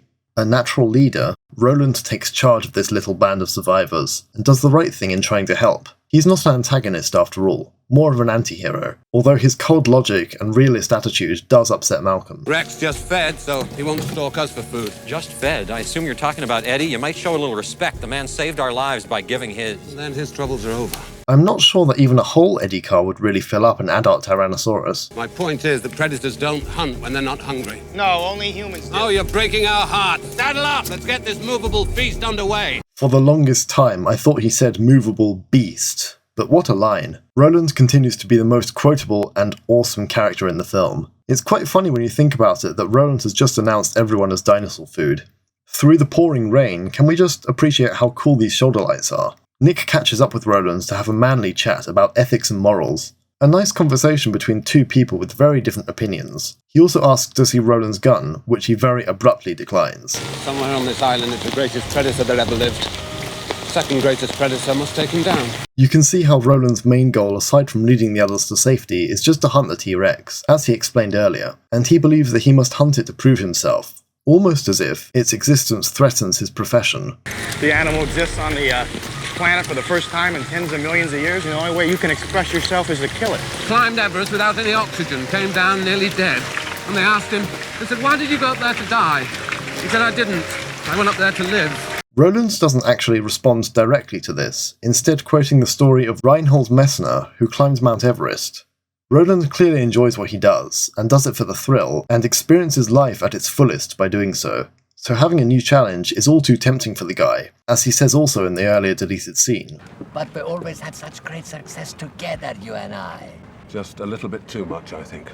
Say, I haven't had a chance to wish you luck on your new business venture. You're off to a promising start. Ian now has a chance to belittle Ludlow with his destructive sarcasm, basically calling him talentless, which is pretty funny. Hammond's reach exceeded his grasp, mine does not. Ever the optimistic man, or just ignorant? I don't know, he's very smart, very dumb. Taking dinosaurs off this island is the worst idea in the long, sad history of bad ideas, and I'm going to be there when you learn that. Damn, Malcolm. Fantastic line, though. Ludlow just brushes this off, however, but it's more true than he realises. It's impressive just how many extras they got for the InGen hunters, particularly in this shot. In this shot you can see Roland and the others react to some distant animal calls, but you never really find out what made them, although they sound large. As they enter the redwood forest, it's worth noting just how different the depiction of Sorna is in this film compared to Jurassic Park 3, which has a lush tropical habitat akin to Nublar. As far as I can tell, because Sorna is such a big island, there are multiple forest types, with coastal redwoods as well as jungles, which are on separate parts of the island, so it's not a retcon. Also, the redwood forests of Eureka in California were chosen for the filming by production designer Rick Carter, as he felt it better represented a more natural habitat for the dinosaurs, despite the fact that redwoods don't grow in Costa Rica. Take a break. 5 minutes. Sarah brushes past some ferns, leaving a bloody trace from her jacket, which she is somehow still wearing after operating on the infant Rex. Roland picks up on this, but for some reason doesn't ask her to discard it after checking if she's injured. Weird. This scene was also filmed inside Prairie Creek Redwoods, just like the Stegosaurus scene. Making friends with Ahab, huh? This is a reference to Captain Ahab from the novel Moby Dick, as Roland is similarly determined to kill a certain animal individual. Nick then notices Roland's gun sat beside him, which he carelessly put down unsupervised. Keep that in mind for later. Hey Carter, I'm going to the ladies' room. So you wait for me here, okay? This is all well and good, but why does he walk so far away just to relieve himself? Before he can, however, chirrups in the bushes interrupt him, and as he looks for the source of the noise... Nice little jump scare there, though it's more the sound than anything else. Of course, it's only a very small predator, and thanks to Burke's ignorance, Dieter doesn't think it's dangerous. Also because he zapped one earlier, he does the same thing with a similar effect, laughing it off. Somehow, and because he walked so far away from the others, Dieter gets lost. Hey, Carter! I got turned around in here! Hey, Carter! Let me hear from you! Carter doesn't hear Dieter, instead thinking it's part of his music. Is everyone else out of earshot? Dieter then takes one wrong turn too many and stumbles into a ravine, dropping the electric prod and rolling all the way down the hill, his gun getting caught in some branches along the way. You have butterfingers? Lying face down like a downed prey item, he's the perfect magnet for any would-be predators in the area, and as such suddenly gets a lot of attention. This really isn't his day. The multitude of camera shots showing this from all different perspectives moving swiftly towards him is really quite creepy. This, of course, is the Compsognathus swarm, coming in for a quick meal. He's quickly covered by the little biting land piranhas as they climb all over him. It's really visceral how this is shown as well, with nothing held back, and he's clearly in a lot of pain. The animatronic biting compies that are clinging to him for most of the shots are really convincing, with the correct amount of motion and swarm-like behaviour. The creators of this effect wanted to keep it as practical as possible, and for the most part it is, except for when they're jumping on or off Dieter. It definitely works in the movie's favour as well, to have something directly interacting with the characters. The tail swishing around as well adds more movement to the scene. It's like watching a feeding frenzy with a group of sharks. These animatronics had individual controls for their heads, necks, bodies and tails, which could be attached to a vest worn under the costume for Dieter. Again, this film shows a lot of gore, with this particular compy biting onto Dieter's lip, making it bleed. And apparently watching this made some of the crew cringe. Dieter's strength eventually overpowers the little terrors as he fends them off, for now at least. It's kind of endearing the way they all retreat to this log and form a neat line, waiting to see what will happen next. There's obviously some devious intelligence in there. Dieter makes to walk away, but the compies push their luck by following closely behind. He then uses scare tactics to see them off, throwing a rock to scatter them back into the undergrowth, which works pretty well. But the predators have tasted blood and will not give up easily. If you listen carefully here, you can hear Dieter swearing in Swedish, saying what translates to Hell's Devils. This is because the actor Peter Stormare is Swedish. Look at the light coming through the gaps in the trees there. That's honestly beautiful. This film may be mainly set at night or in dark locations, but it still has some very lovely shots like this one. Hey, Roland! Okay, break over. Moving on. Roland retrieves his gun here, unaware of the tampering that has occurred. Carter is obviously forgetful as well as a bad friend if he forgets both Dieter not being back and his bag lying right there. Lost and alone, a fearful Dieter continues to be pursued by the compies, looking more and more frightened as we see from the perspective of the little dinosaurs who keep advancing. Now even the throwing of rocks and kicking of water doesn't deter them anymore. They've clearly learned that it's all a bluff. This sequence was filmed in Fern Canyon again, near to where the Stegosaurus first appeared. Dieter struggles to run and collapses onto the ground. Possibly only because he tripped, but also because the compy's venom is taking effect on him, making him weaker. This way, the Compsognathus swarm are able to take on much larger prey than themselves, similar to Komodo dragons, and once you know that they're venomous, it makes this scene even more macabre. With barely the strength left anymore to stop them from claiming him as their victim, Dieter scrambles to get away, with such primal fear, and climbs over a log to drop out of shot. The Compys then follow and descend upon the man, making him scream in pain, until it silences, and a trickle of blood flows slowly down the stream as Dieter Stark departs from life. Should we be feeling pity here? He wasn't a very nice man, but to be killed off like this is also very dark. Even so, I think it's well done. This is also a stark reminder not to wander off. This whole death scene is in reference to how John Hammond dies in the first novel, falling down a hill to become at the mercy of Compys. Grim, but a well-deserved fate for the book version of the character anyway. When did you last see him? 10-15 minutes. Roland sets off to find their missing team member after finally noticing he's gone, but not before showing a more human and empathetic side by saying to Sarah, "No one tells a little girl." So he clearly cares what happens, and to try and protect and censor Kelly from the worst this island has to offer. Right. Let's carry on. All right, guys. Let's get the hell out of here. I like how in this moment without Roland, Ludlow doesn't command any power or respect from his team, and cannot rouse them, so it takes Nick to make them see that there's no sense in staying put. The shot then lingers on RJ as he looks concerned over Roland's departure.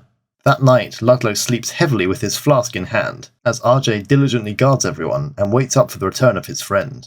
Ian also comes over to ask the burning question. Did you find him? Just the parts they didn't like. Map. Sometimes the imagination is all that's needed. I dread to think what state he found Dieter's remains in. Roland is quick to move on, however, just like his attitude towards Eddie's death. The operations building is right down in there. How do you know that? I've seen it. So Roland has been to Sorna before. I wonder what he was doing there if not hunting for dinosaurs, since he couldn't have seen the operations building during this trip, surely. Makes you wonder what else he's observed during his life. The way the torchlight illuminates these three is perfect for conjuring up such great atmosphere.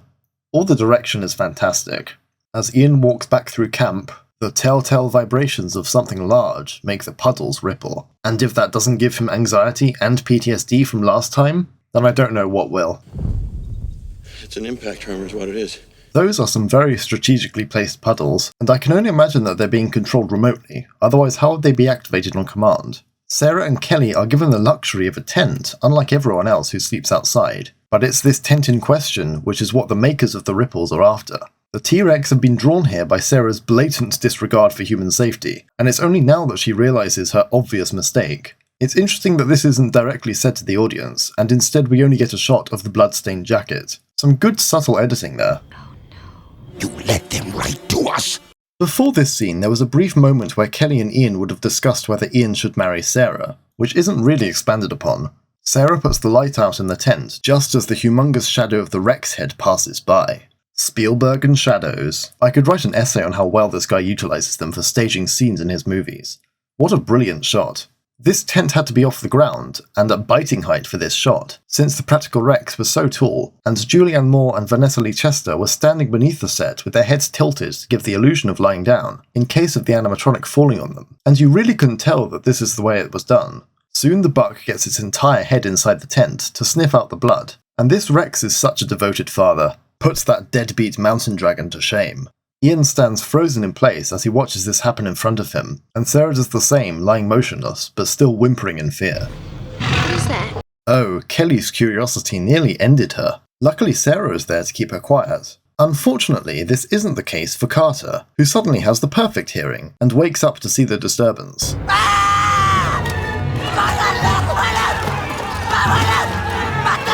This wakes everyone else up, who all make a quick getaway, oblivious to the laws of a Rex encounter in these films, as stated by both Grant and now Malcolm. Don't move! Don't move!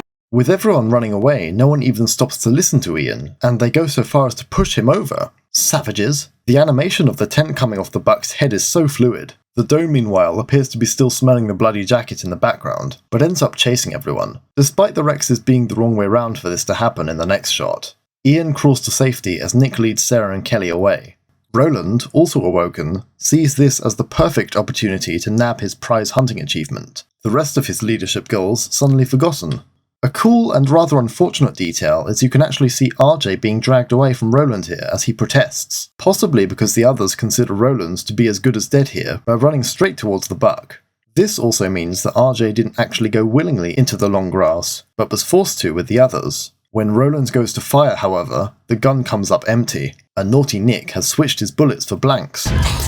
For the majority of the scenes with the CGI dinosaurs, in order to get the actors' eye lines correct, the filmmakers employed what they dubbed monster sticks, with cutouts of the dinosaurs at the correct heights and positions. The doe chases the others down a narrow river as they all perform the every man for himself attitude. I don't blame them.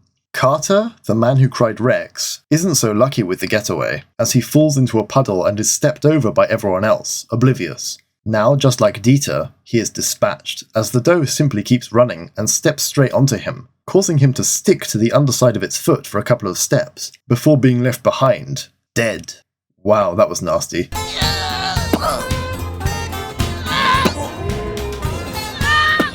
The actor Thomas Rosales Jr. was in the first shot until being stepped on, after which he stayed hidden and was replaced with a CGI double when being stuck to the foot, only to be replaced again by the actor when left behind in the puddle. Very good editing there.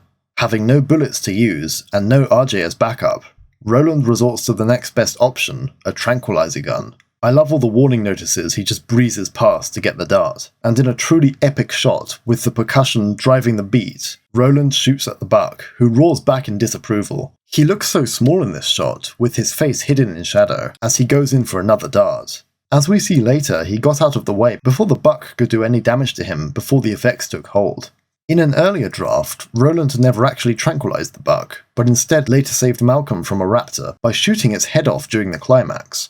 Character falls whilst running from danger? Nick, Sarah, Kelly and Burke all make it into a small cave behind a waterfall, as the others run in a different direction, but for whatever reason the doe decides to go after them instead, shoving its head through the water.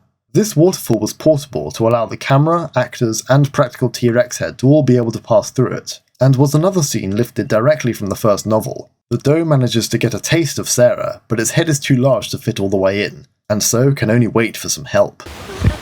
Oh my god!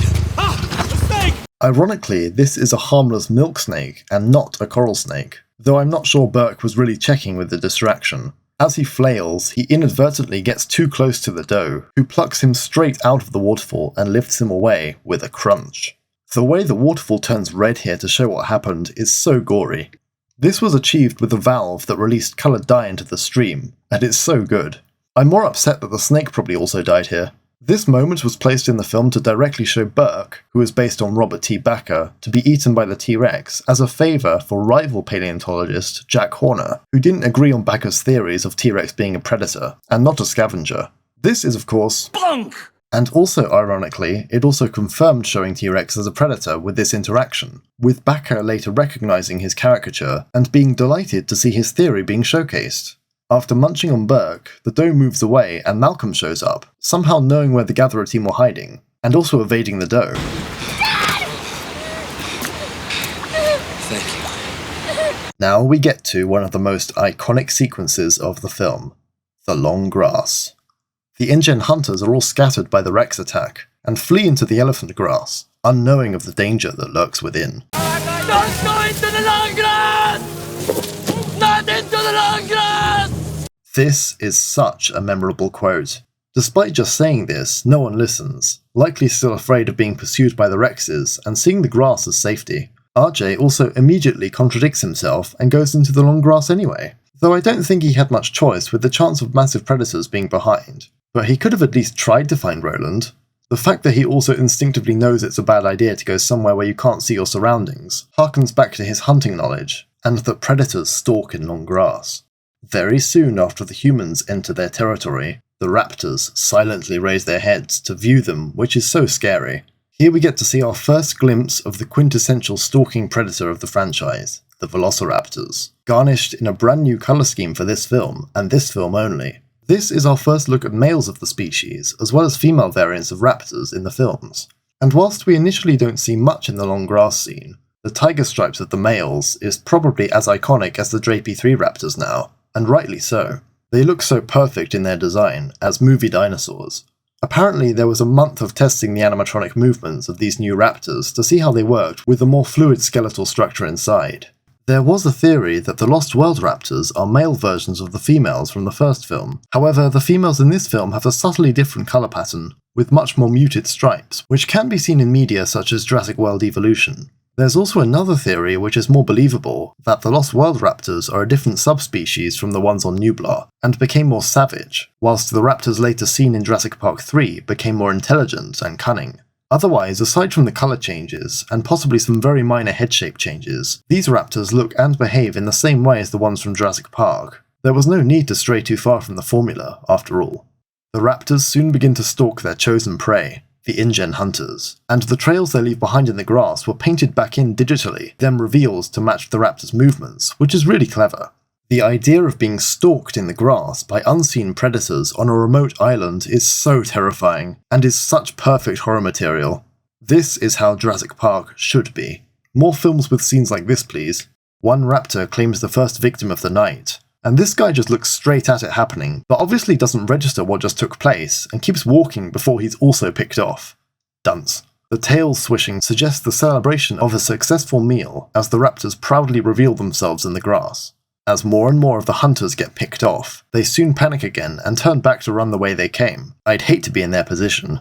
This one guy also turns and screams before the raptor even pounces on him. Now that is a sixth sense. What a shot though. With it leaping through the air to land the killing blow, you get to see all of its glorious colours. This scene was filmed in a place called Newhall in California, where the production team apparently grew the grass over an entire field in a place called Indian Dunes, months in advance of filming. The original ending of this movie would have also began at the end of this scene, as the surviving InGen hunters would have evaded the pursuing raptors and gotten into hang gliders, only then to become under attack by a flock of pterosaurs. This idea later got retooled in Jurassic Park 3, but there also would have been a big battle between the raptors and the pterosaurs here, in the InGen worker village. Ian and the gatherers also enter the long grass, equally unaware of the raptors. What is this? I think it's RJ's bag. As we saw, RJ abandoned this bag earlier, but it's very safe to assume that RJ Situ is now dead. You can even hear a distant scream in the background as some of the other hunters suffer the same fate. This scream may even be RJ, and it's such a shame that this character, who was undoubtedly important to some of the story, and more crucially to Roland, was so sidelined in the final film. It's unclear whether he even got a death scene filmed, but as it stands, he will be remembered by Roland.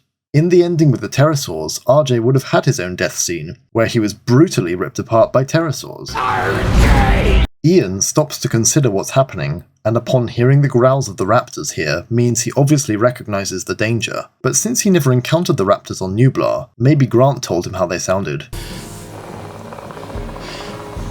Go. As fast as you can. The four of them run through the grass to the tree line, evading whatever was after them, but don't stop in time to stop falling down yet another steep slope, into a dinosaur boneyard. Ooh, that was close.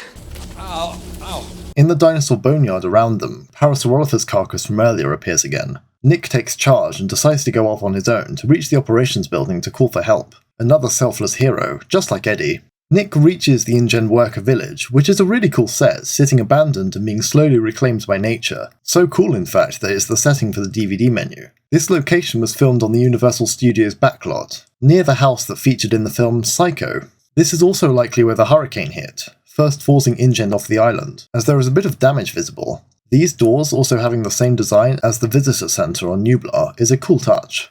Nick stumbles across a vast mural covering the wall, showing Jurassic Park, with the gates, the visitor centre, and even a pair of Dilophosaurus making a quick cameo. The full image also features Brachiosaurus, Velociraptor, Pteranodon, and Gallimimus. The music is so tense here, for a shot that just shows a light switch. It's still good music, however. Also, the idea of rebooting power is very similar to what happens in the first film.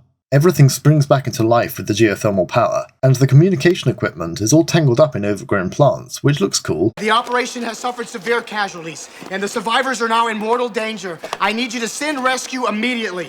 Call the mainland. Tell them to send the damn helicopters.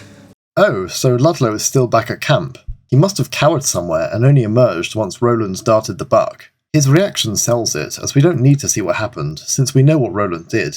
Roland, meanwhile, sits in the background quietly.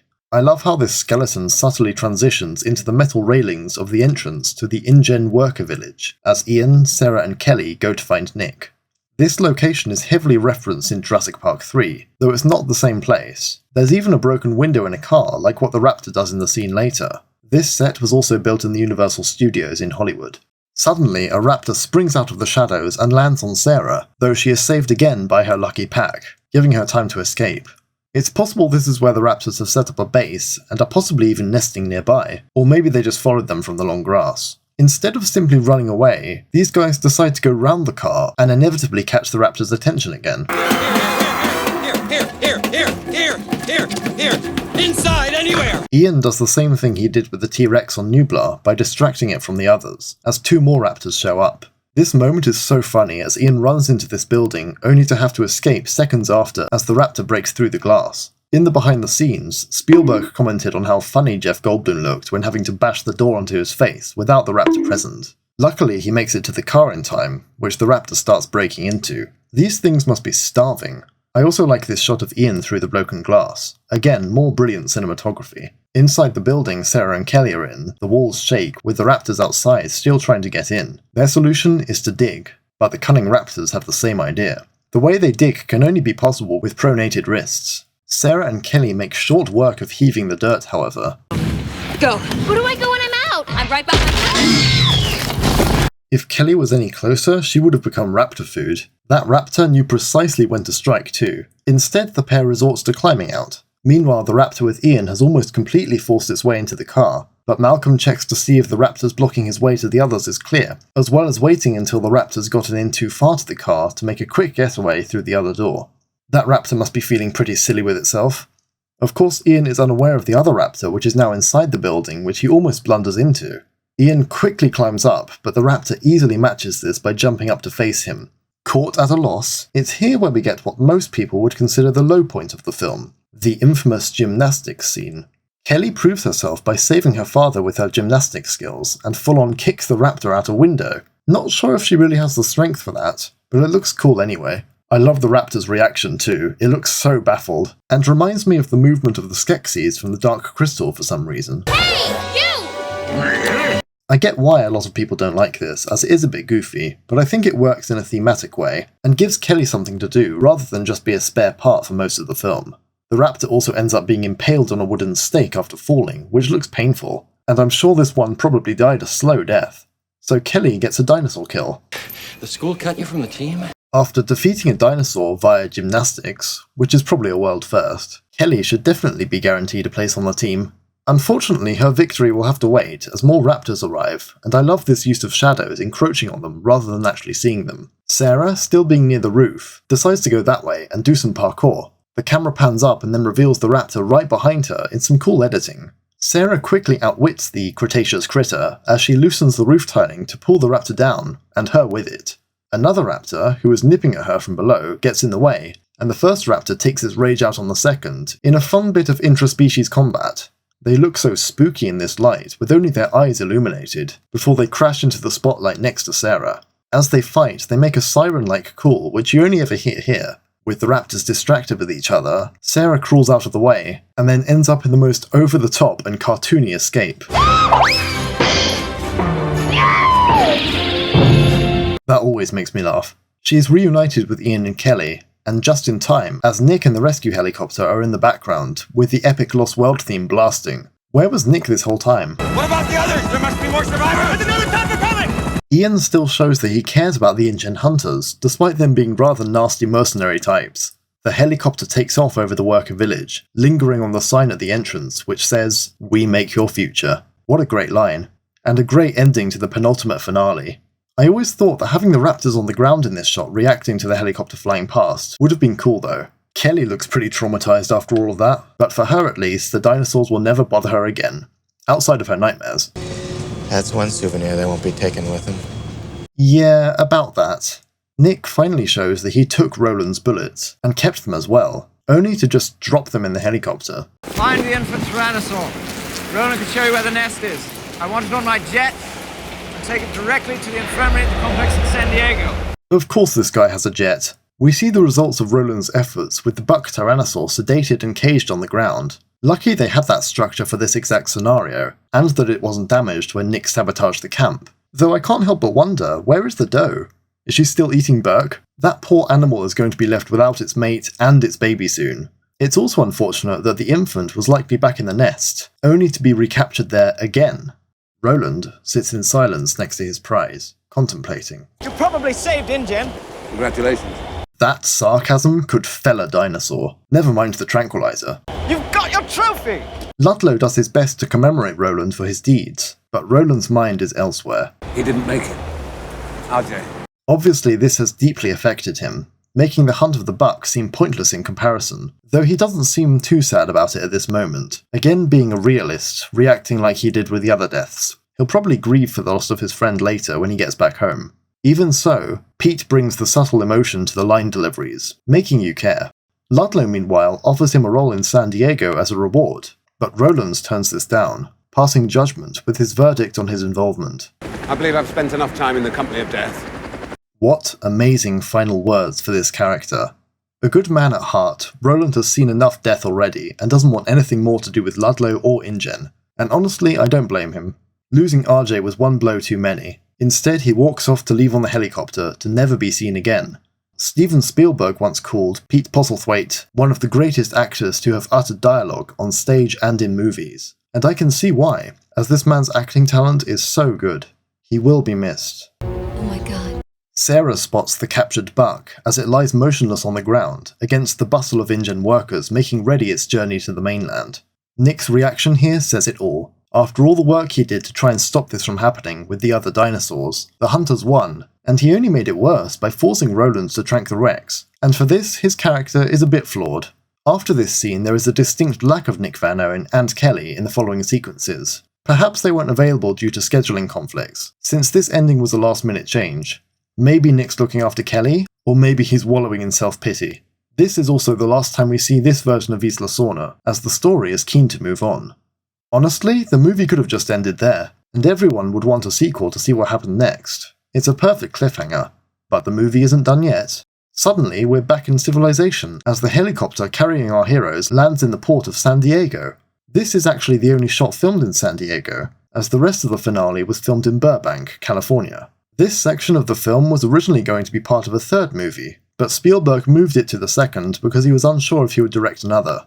The other reasons why the ending was changed to San Diego were so that Spielberg could capitalize on the Godzilla concept, and also to beat the 1998 Godzilla movie before it came out. Another way was to also reference the 1925 Lost World movie, which featured a brontosaurus rampaging through a city, as well as King Kong from 1933.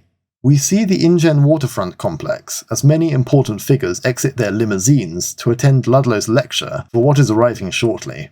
This scene was filmed at the San Pedro waterfront in the Los Angeles harbor. Ludlow, smug as ever, teases the reimagining of John Hammond's dream of Jurassic Park coming to San Diego very soon. Ian and Sarah also turn up to try and warn Ludlow about certain test results, but come up against this Jobsworth security guard. Turn around, get back in your car, and This go is back Dr. from Harding. there. I'm Dr. Malcolm. We have Miss... The ship, it's here. Sally? You better come on. Immediately things seem to be going wrong. Couldn't have predicted that. The ship containing the precious cargo is inbound ahead of schedule. Ludlow also for some reason allows Ian and Sarah entry, possibly so he can gloat to them later about everything being fine and him being right. Skipper SS Venture, this is InGen Harbor Master. Do you copy? Over. I don't know about you, but that interference sound is very disturbing and a little bit uncanny, and the lack of response raises red flags for everyone. Also, the name of the ship, the SS Venture, is in reference to the ship of the same name from King Kong. All the extras suddenly stop their conversations and look expectantly at the sea, with the harbour master desperately trying to get in contact with the ship, which isn't reducing its speed. This can't be good. What's everybody looking at? We should have stayed in the damn car. Ludlow looks so worried and goes outside to see what's happening. Through the thick fog, the ship suddenly and silently arrives, which is pretty eerie. Luckily for Ludlow, his flight instinct kicks in. The same for Ian and Sarah, though not for anyone else for a good few seconds, as they just watch the others run off. The next few shots of the ship crashing through the harbour are all miniatures, with people composited in, and the blending is flawless. Trevor Tuttle, who was the visual effects supervisor, quoted it as one of the most elaborate miniature shots he'd worked on, and they used glass beads to spray mist across the bow of the ship so the water looked to scale. Great stuff. The full-scale set was also built twice and side by side, one before the destruction and one after. Oh my god. Where's the crew? All over the place. So the entire crew of this ship is dead, reasons unknown, and or unexplained, with this random severed hand on the steering wheel only raising more questions. Who killed the crew? Raptors? Compys? Pterosaurs? There was a theory that raptors were on board and did this, but this doesn't seem to be the case. I think the running theory is that the buck itself managed to get out, eat and injure the crew before returning back to the cargo hold and being locked in again by this guy, who subsequently died of his injuries. That would make the most sense if there were no other dinosaurs on board, but it's quite an awkward answer which doesn't really make much sense if you think about it for too long. Also, the roof being intact means that the buck couldn't have eaten the man straight from here, so it's really confusing. Whatever happened must have happened recently, as the ship is on direct course with the docks as planned, so the humans all died after getting the positioning done. The sounds of the hatch doors attempting to close and keep the danger within are so unnecessarily disturbing, perhaps mainly because we all know what's held within. Ian finds the hand of the man clutching the controls to the cargo hold doors, and his slow realization of what happened as he turns to look at the hatches with Sarah doing the same is chilling. It would be in everyone's best interest to keep that thing secure, right? Check the cargo hold! There may be crew down there! Everybody off the boat! Ian instead tries to get people to shift, but this man, like Ludlow, is blissfully unaware of the danger. Yeah, don't you see the danger? No, get away from there!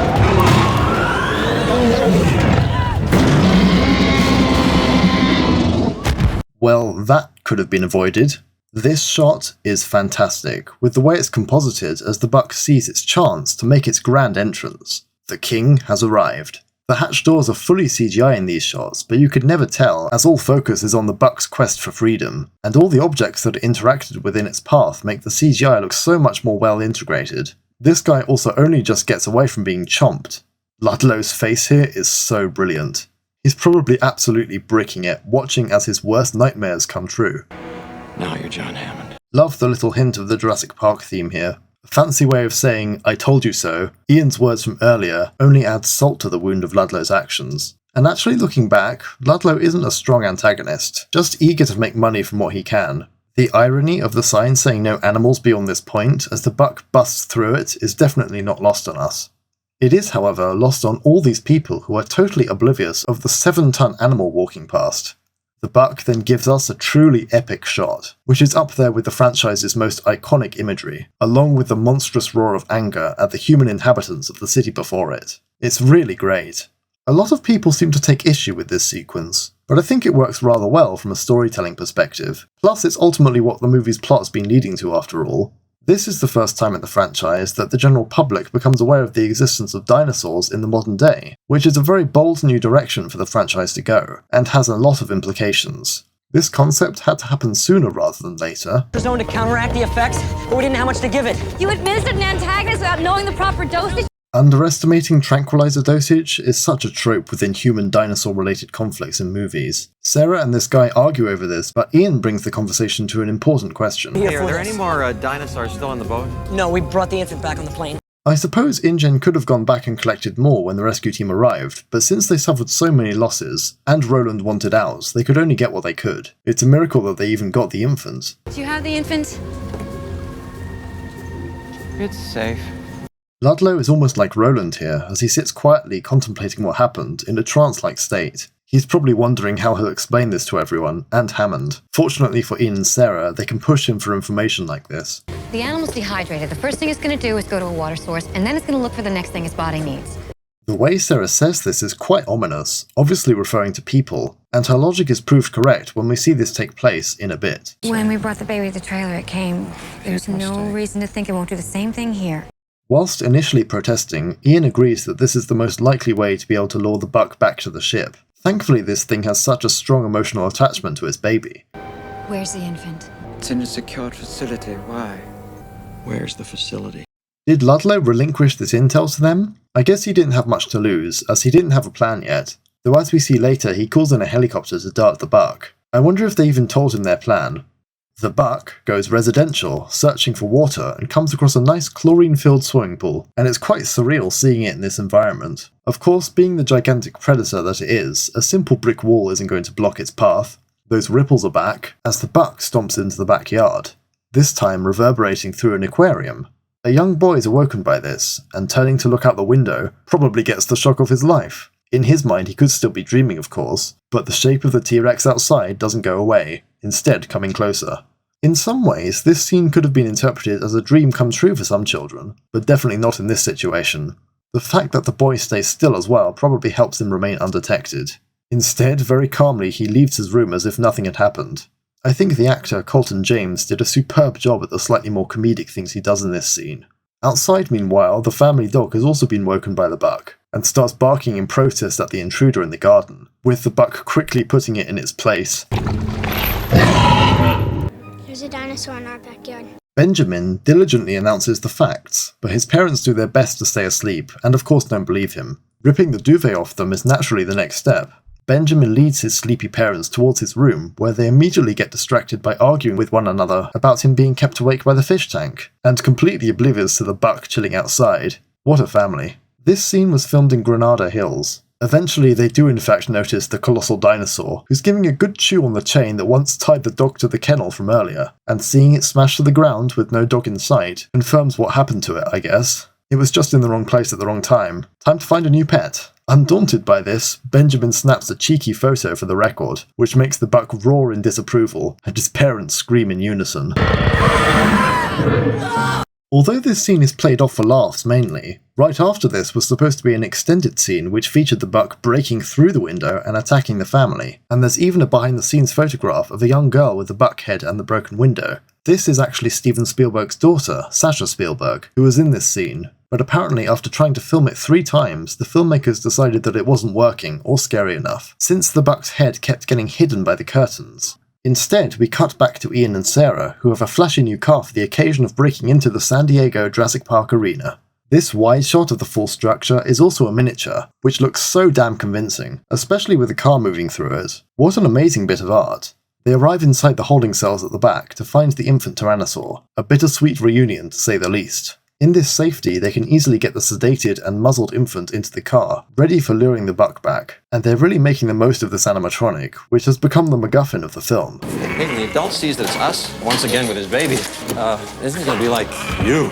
This is funny, but also very accurate. I doubt these two could ever go near this Tyrannosaur family in the future. They'll all be having nightmares of the man dressed in black and the red-headed girl. Hey, what the hell you think you're doing?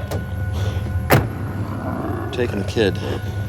If you really want to stop us, shoot us. Ian's chaotic nature would probably give him a force field anyway, but his words work surprisingly well to disarm the guards, who don't really have much of a choice. But I understand their anger, after all they nearly got run over. Also, this shot starting within the car's mirror, only then to be taken over by Malcolm, is another brilliant bit of shot direction of who's in command in the scene. How will we find the adult?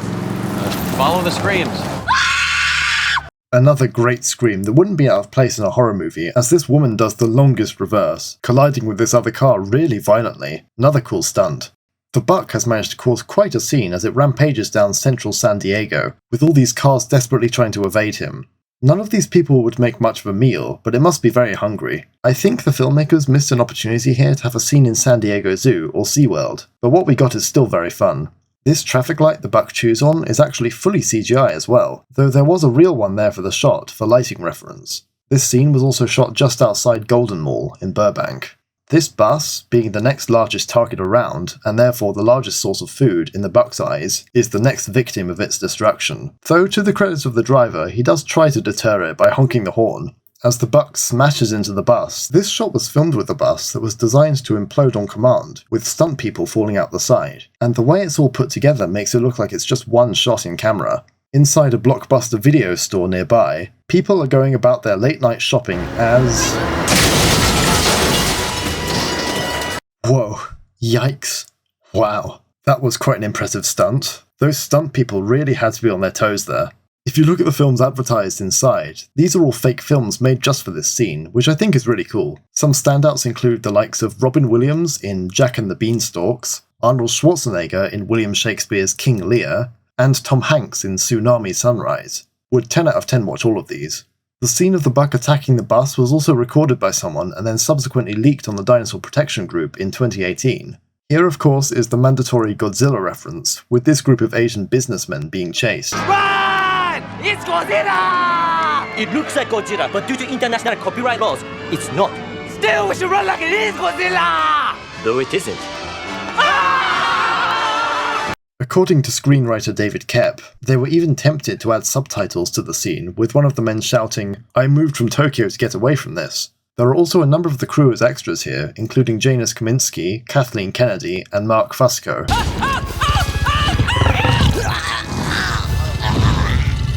David Koepp also makes a cameo here when he fails to open a door in time and gets munched. Credited as Unlucky Bastard in the film, and Unlucky Bystander in the Lego game, is so funny to me. Poor guy. He also makes one of the most cartoony death sounds, which sounds like he's being strangled. I can only assume it's because he was bitten on his throat. It reminds me of the Anata Titan death from Walking with Dinosaurs. All the interactions between the CGI and real world in this shot continue to be amazing. Ian and Sarah turn up to the carnage to begin their plan. Never gonna know we have it if the thing won't make some kind of sound! The way it stares at their direction after noticing its infant is chilling. It must have smelt it. At least now it will stop eating more unlucky bastards. This shot of the buck was also on a blue screen, which you could never notice. In its rage, the buck knocks the 76 ball off the gas station, which rolls past in a pretty funny shot. Also, the lighting of when it comes under the lights of the station looks so good, as Ian makes a hasty retreat. Ian, slow down a little. I don't think so. Must go faster. The animal control team of San Diego finally turns up to do their best to do something, I guess. But after the buck warns them back, they just sort of give up. This guy's almost fully awake. That didn't take long. Now it's back to its wailing, making it very obvious as to where it is. You know where you're going? Yeah, the waterfront's right on the other side of these warehouses. Is there any way through? Oh, God, there could be. If by way through you mean making a way through, then sure. Add destruction of property to Malcolm's credentials. Where's the wreck? Is it still behind us? Yes it is. The shadow of the buck here in this shot is so spooky from behind the glass. What another great shot. Shoot it. Shoot it. Tell them to shoot it.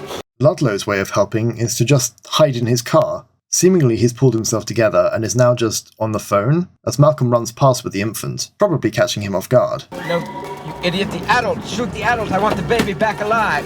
At least he has the intelligence to order this. Obviously, he also still has a vain hope to salvage the idea of Jurassic Park San Diego with some form of Tyrannosaur. Ian and Sarah keep on running until they reach the ship and deposit the infant down in the cargo hold, with Ludlow hot on their tails. What have you done with it?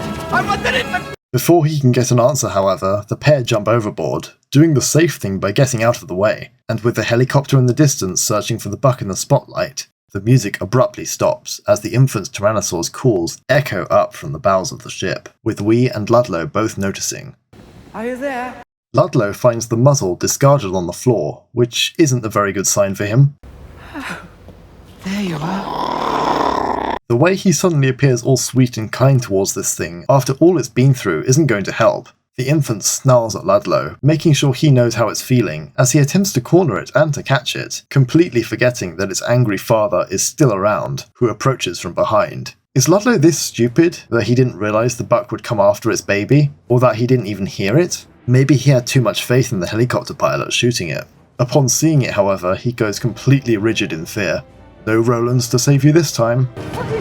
Wait! Does he really think he can reason with it? The fool. Ludlow makes a mad dash to the stairs to escape, but the buck sees to this with great ease. The buck incapacitates Ludlow here in this role reversal, where he now has a broken leg, whereas before it was the infant. The infant also suddenly appears to be fully recovered from its injury. Nice rhyming structure there. Now, with a mangled leg, Ludlow is pushed over by the buck, and can only crawl away before turning and seeing his final fate. The infant Tyrannosaur then pounces on Peter, delivering the killing blow as he screams out in agony. And I love how the buck encourages the infant to do this with a little head nod, and watches on like a proud dad. This death is so satisfying for such a mid-tier villain, but it works so well from the narrative perspective, and it also parallels Dodson's death in the novel. With Ludlow's death, InGen's plans to export any more dinosaurs from Sorna got postponed till after the events of Jurassic Park 3. I guess the loss of their new CEO wasn't very good for business. Peter Ludlow was a fantastic addition to the canon, and his role in this film is now over. Sarah arrives back on the ship again and gets ready with her tranquilizer gun, with the helicopter overhead about to do the same thing. Ian reaches the controls of the cargo hold doors and smashes the close button, which clearly disorients the buck a little as he watches this happen. We then get an awesome slow motion shot as the tranquilizer dart is fired by Sarah and into the neck of the buck, complete with muscle jiggle. The effects appear instant this time. Did they up the dosage? With reptiles, tranquilizers take time to work. The buck's face here is so derpy, with this woozy expression taking hold. I think it would have been really cool if Roland showed up here to have the last minute shot of the buck, that way fulfilling his goal of hunting it as well as saving San Diego, but I get why he wouldn't do this after leaving all of this behind. And keeping the buck alive means that it can be reunited with its family too, which is a happier ending. Ian is left speechless and unburdened by the incident finally being at a close, as he turns back to Sarah in relief. I imagine after this his reputation was at least partially restored, since the truth about the dinosaurs came out. We get a lovely overhead shot of the ship with the hatch doors, which close shut tight with the incursion over. I wonder when Ian, Sarah and the others realised that Ludlow was killed just before this, and that his body was slowly being devoured inside. How did that weigh on their conscience? I also wonder how Hammond took the news of his nephew's death. Yahoo! You can also hear the infant's muffled calls echo from inside, as it no doubt just witnessed its father collapse. The scene cuts away to a report from the CNN News on the story as it shows the ship now headed back to Sorna, with the Tyrannosaurs inside, now also being public knowledge of dinosaurs existing. Hopefully this crew makes it there and back again without suffering any casualties, as long as no one's dumb enough to open the cargo hold. Fortunately, there's a massive Navy escort for the ship this time. The news reporter is Bernard Shaw, who plays himself in this role. Kelly returns for the final scene with her father and Sarah, who sit exhausted and asleep on the sofa, as John Hammond appears on screen to deliver his message about the dinosaurs in the world, including setting up a restricted access to the islands in order to keep them as protected reserves for the foreseeable, which we see the results of in the next movie. It's also really lovely that the ending music for Jurassic Park plays here, which in that film was more bittersweet, but in this seems happier. These creatures require our absence to survive, not our help. And if we could only step aside and trust in nature, life will find a way. Hammond parallels Malcolm's words from the first film as well, to show that he's really come around to protecting the dinosaurs and admitting that he's wrong. It's a subtle character journey. It's also nice that he gets the final words as well for the last film he appears in, to bookend the story. The final shot of the movie is a breathtaking sweeping shot of the Tyrannosaur family reunited together on Sorna, and out in the daylight for the first time, which is nice as you get to see their skin patterns in all their glory. It's odd that the infant is still making the distress call though. Also, this herd of Stegosaurus moving much too close is remarkably unfazed. Maybe Rex just fed. This location is actually just beyond the beach where the opening scene was filmed, which is rather neat. It's here that we get to see a glimpse of the pterosaur species Pteranodon. These guys have a very interesting design, with yellows, browns and blues, and even pycnofibers covering the whole body, which is way ahead of its time. Unfortunately, you can't really see much of this, as they're only in this one small scene. There was a complete practical effect, which looks amazing honestly, and it's such a shame that it doesn't make an appearance. The way the light shines through the wing membranes here is so cleverly done. It's a wonder why they're even in the movie really, as they only serve as a cameo right before the credits. Obviously they were planned to be in it a great deal more, but that got saved for Jurassic Park 3. It's also interesting that this particular variant is free roaming, whereas the ones in JP3 are caged up. The screeching sound it makes right before the credits was created via a rusty Tom's of Maine dental floss dispenser. What an interesting and yet still very good ending to the film, with the Jurassic Park theme playing as we leave Sorna on an ambiguous sort of cliffhanger, as it's still mostly unexplored and uncharted, still a lost world, which is perfect storytelling. And with that, the movie is over. The original ending of this film would have had John Hammond's funeral, with Ian Malcolm even giving a eulogy for him, and with Lex and Tim saying that they want their grandfather's creation to become public, since the dinosaurs would have remained a secret in this draft. But I like what happened with this final product. I still want more from this film, but it's good for what it does. If you're still here, then let me move straight into talking about the music. The soundtrack of this movie is something else. I've never heard anything quite as unique or evocative from John Williams in his other scores either, let alone other composers. The sheer primal nature of this soundtrack reflected within the heavy use of percussion and new themes is terrifyingly good. Whereas a lot of Williams' music contains the grand orchestral pieces and brass fanfares, which I am a massive fan of, I'm not trying to say they're anything less than brilliant here, the Lost World soundtrack does its own thing in a very different way, not really conforming to the roles of other music from its contemporaries. The main theme for The Lost World is up there with one of the best movie themes of all time, equal to the main themes of Jurassic Park in my opinion. It evokes such mystery and adventure. Pure adventure encapsulated is how I describe it actually. It's just so good. I'm also so glad that a lot of the score from this movie got incorporated into the LEGO game, though I will never forgive them for not doing the same for Don Davis's Jurassic Park 3 score. The themes of Jurassic Park of course do appear now and then throughout the film for pivotal moments, and for the end credits, which I always felt was a bit jarring considering the rest of the score is so different. The piano part works well for when Hammond is talking, but when it transitions into the fanfare showing the T-Rex family, it doesn't quite work for me. Outside of that, however, it's great when the music of this film incorporates the themes from the first, and when it does, it always manages to do it in new and interesting ways. In particular, the moment when Nick sees the mural for Nublar in the communications building, you get a glimpse in the score of the theme and what Jurassic Park could have been, if it had been a success. Another really good moment is when Ian and Sarah drive to the San Diego arena, and you get this really rather wonderful rendition of the main theme, with the bombastic way it's presented, with the strings as well. To my knowledge, this is the only film in the franchise that doesn't really feature the slower and grander version of the Jurassic Park theme, first played when the Brachiosaurus is shown, outside of a small section before the end credits. I guess there's not really a need for it, as the only moment when anyone really marvels at the dinosaurs, and where the theme could be present, is when the Stegosaurus first arrive, and during the game trail scene. Both of these have new music, and so don't rely on what came before. You also get to hear the Raptor leitmotif from the first film, when the Velociraptors are mentioned by Ludlow, which is the only time it's used in the film, I think. It's not even used for when the Raptors do appear, instead getting a much more percussion-based track and brass music during the InGen Worker Village scene. Even the Raptor theme has a unique twist, with the Lost World percussion making it sound definitely more dark and more dangerous than before. Speaking of the percussion, what a feast for the ears that is. It really gives off a Lost Worldy vibe of something tribal, remote, and disconnected from the outside world, which I guess is the point. For me anyway, it makes me feel like being in a deep dark jungle somewhere, cut off from civilization when listening to it. It also really helps put you in the shoes of the characters you're watching, as the percussion only adds to the tension and danger of the scenes. I cannot praise it enough. The long grass scene in particular has such a dark atmosphere, with the percussion and slow brass driving the tension and peril from the unseen predators. It's a really chilling piece of music and sequence, with everyone being picked off one by one, and I love it. The moment where the music takes a pause when Malcolm and the others listen to the distant calls of the victims and hear the raptor snarls makes you even more aware of being just alongside them and in it with them, and as the percussion starts up again, it's so unnecessarily disturbing, but so good. It certainly makes their brief appearance in the film much more memorable. When Team B first arrives too, there's also a really cool drum section, which wouldn't feel out of place in a more desert-like setting, or possibly even an Indian piece of music. I think my personal favourite bit of percussion comes from just after Sarah is rescued from the glass and Eddie arrives. Something about the uneasy way the strings dissolve into the seriously creepy percussion really gets me. Couple that with the piano bits in the track too, really makes it so great. Of course the next track has the whole trailer rescue, which features some of the darkest and tense moments of the whole soundtrack too. I could listen to it all day. Another great bit is when Roland gets the tranquilizer gun ready. That goes unnecessarily hard. Alongside this percussion come sliding strings, eerie flutes, and John Williams' iconic brass fanfares mixed in just to add the extra flair.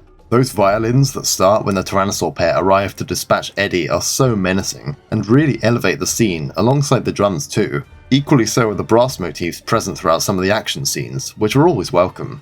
The Raptor Attack has a lively, almost jazzy instrumentation, which fits the vibe of the film and location, as opposed to the slow and tense raptors in the kitchen track, seeing how the raptors are actively pursuing the characters here, unlike how they stalk Lex and Tim, or even in the long grass scene. It works so well with the active hunting strategy these raptors are showcasing, and with the long grass track, they stand out in this film, which already has so many dinosaurs. When Eddie is eaten, and when Roland discovers Nick has switched the bullets in his gun, there's this crescendo in the music which really elevates the dramatic moments it's showing on screen. And the build up to the buck having eaten the family dog in San Diego with the brass is really good too. The mysterious way the music begins just as the team sets out for Sorna is honestly beautiful and kind of haunting at the same time too. The almost magical feel to it conjures up such great potential, and a whimsical fairy tale aspect too. Of course, then we get the Lost World theme playing for the first time, after the percussion builds up. So perfect. What a great soundtrack. The Lost World theme sadly hasn't appeared much outside of this film, although the start of the motif briefly plays when Blue the ugly velociraptor shows up to help battle the Indominus. Also, and more interestingly, the full theme gets played during the end credits of Battle at Big Rock, albeit in a slightly different arrangement by composer Amy Doherty. There are also some non-original bits of music here and throughout the film, including a piece from Beethoven, which plays in Hammond's mansion, and the song Tres Dias, which Carter listens to. A lot of music for this film appears to be unused, if going by the official soundtrack album, with a lot of pieces either being extended or completely different tracks. The main theme replaces a lot of these more incidental pieces, such as when the Pachycephalosaurus is captured, and when Roland leads the team at night. There's also no choir in this soundtrack. Most of the Jurassic films feature tracks that are supposed to go over certain scenes that have no music in the final film, including the T-Rex breakout scene in Jurassic Park, and the Rex vs Spinosaurus fight in Jurassic Park 3. The Lost World has a really strong score. It's just amazing, and if you haven't listened to this soundtrack recently, I'd give it another go, as it's honestly criminally underrated. Seeing how this is the first sequel, this movie can only really refer back to the previous, as well as taking elements from the two novels. Michael Crichton wrote a sequel to Jurassic Park, as per Spielberg's request, which was the first sequel he ever wrote. And that book is strikingly different from what the film adaptation ended up being. It's basically a completely different story, with different characters, locations, and plot lines. So it can be difficult to compare the two when they're so distinct. Michael Crichton also said that he didn't mind that this was the case, as it's good for the director to be able to do their own thing, since the novel of Jurassic Park is also very different to the movie. The tagline of this movie, "Something has survived," is really foreboding and intriguing. Definitely makes you want to find out more. Also, the cracked and damaged version of the logo for The Lost World works so perfectly for the abandoned and ruined aspects of this film, with the wild island of Sorna. This was actually the last Jurassic Park film I got round to watching of the trilogy when I was younger, as I never really got into it for a long time, and I think that's partly because it comes across as less accessible to younger audiences, because so much is different and thrown at you at once. It also feels more oriented towards more adult viewership, with the darker themes, rougher tone, and imagery, plus all the exposition at the start. This movie has had a bit of a renaissance recently, and rightly so. I think it's a very solid entry to the franchise established so far, and a very solid and entertaining blockbuster with high stakes, fun action sequences, and very interesting character dynamics. Not to mention the gorgeous filming locations, sweeping and brilliant music, excellent direction and cinematography, and the new direction the film goes in, after building on the first. It's definitely not a sci-fi film like the original was, and obviously it would be very hard to beat that film in terms of quality, but I think it does a superb job at trying something new and innovative, which I think makes it unique and more special. I would personally rank this an 8 or 9 out of 10, if Jurassic Park is a 10 out of 10. Phew! That was a long video, but way overdue. If you like this video, please do consider subscribing for more content in the future, as well as checking out my analysis video of Jurassic Park 3.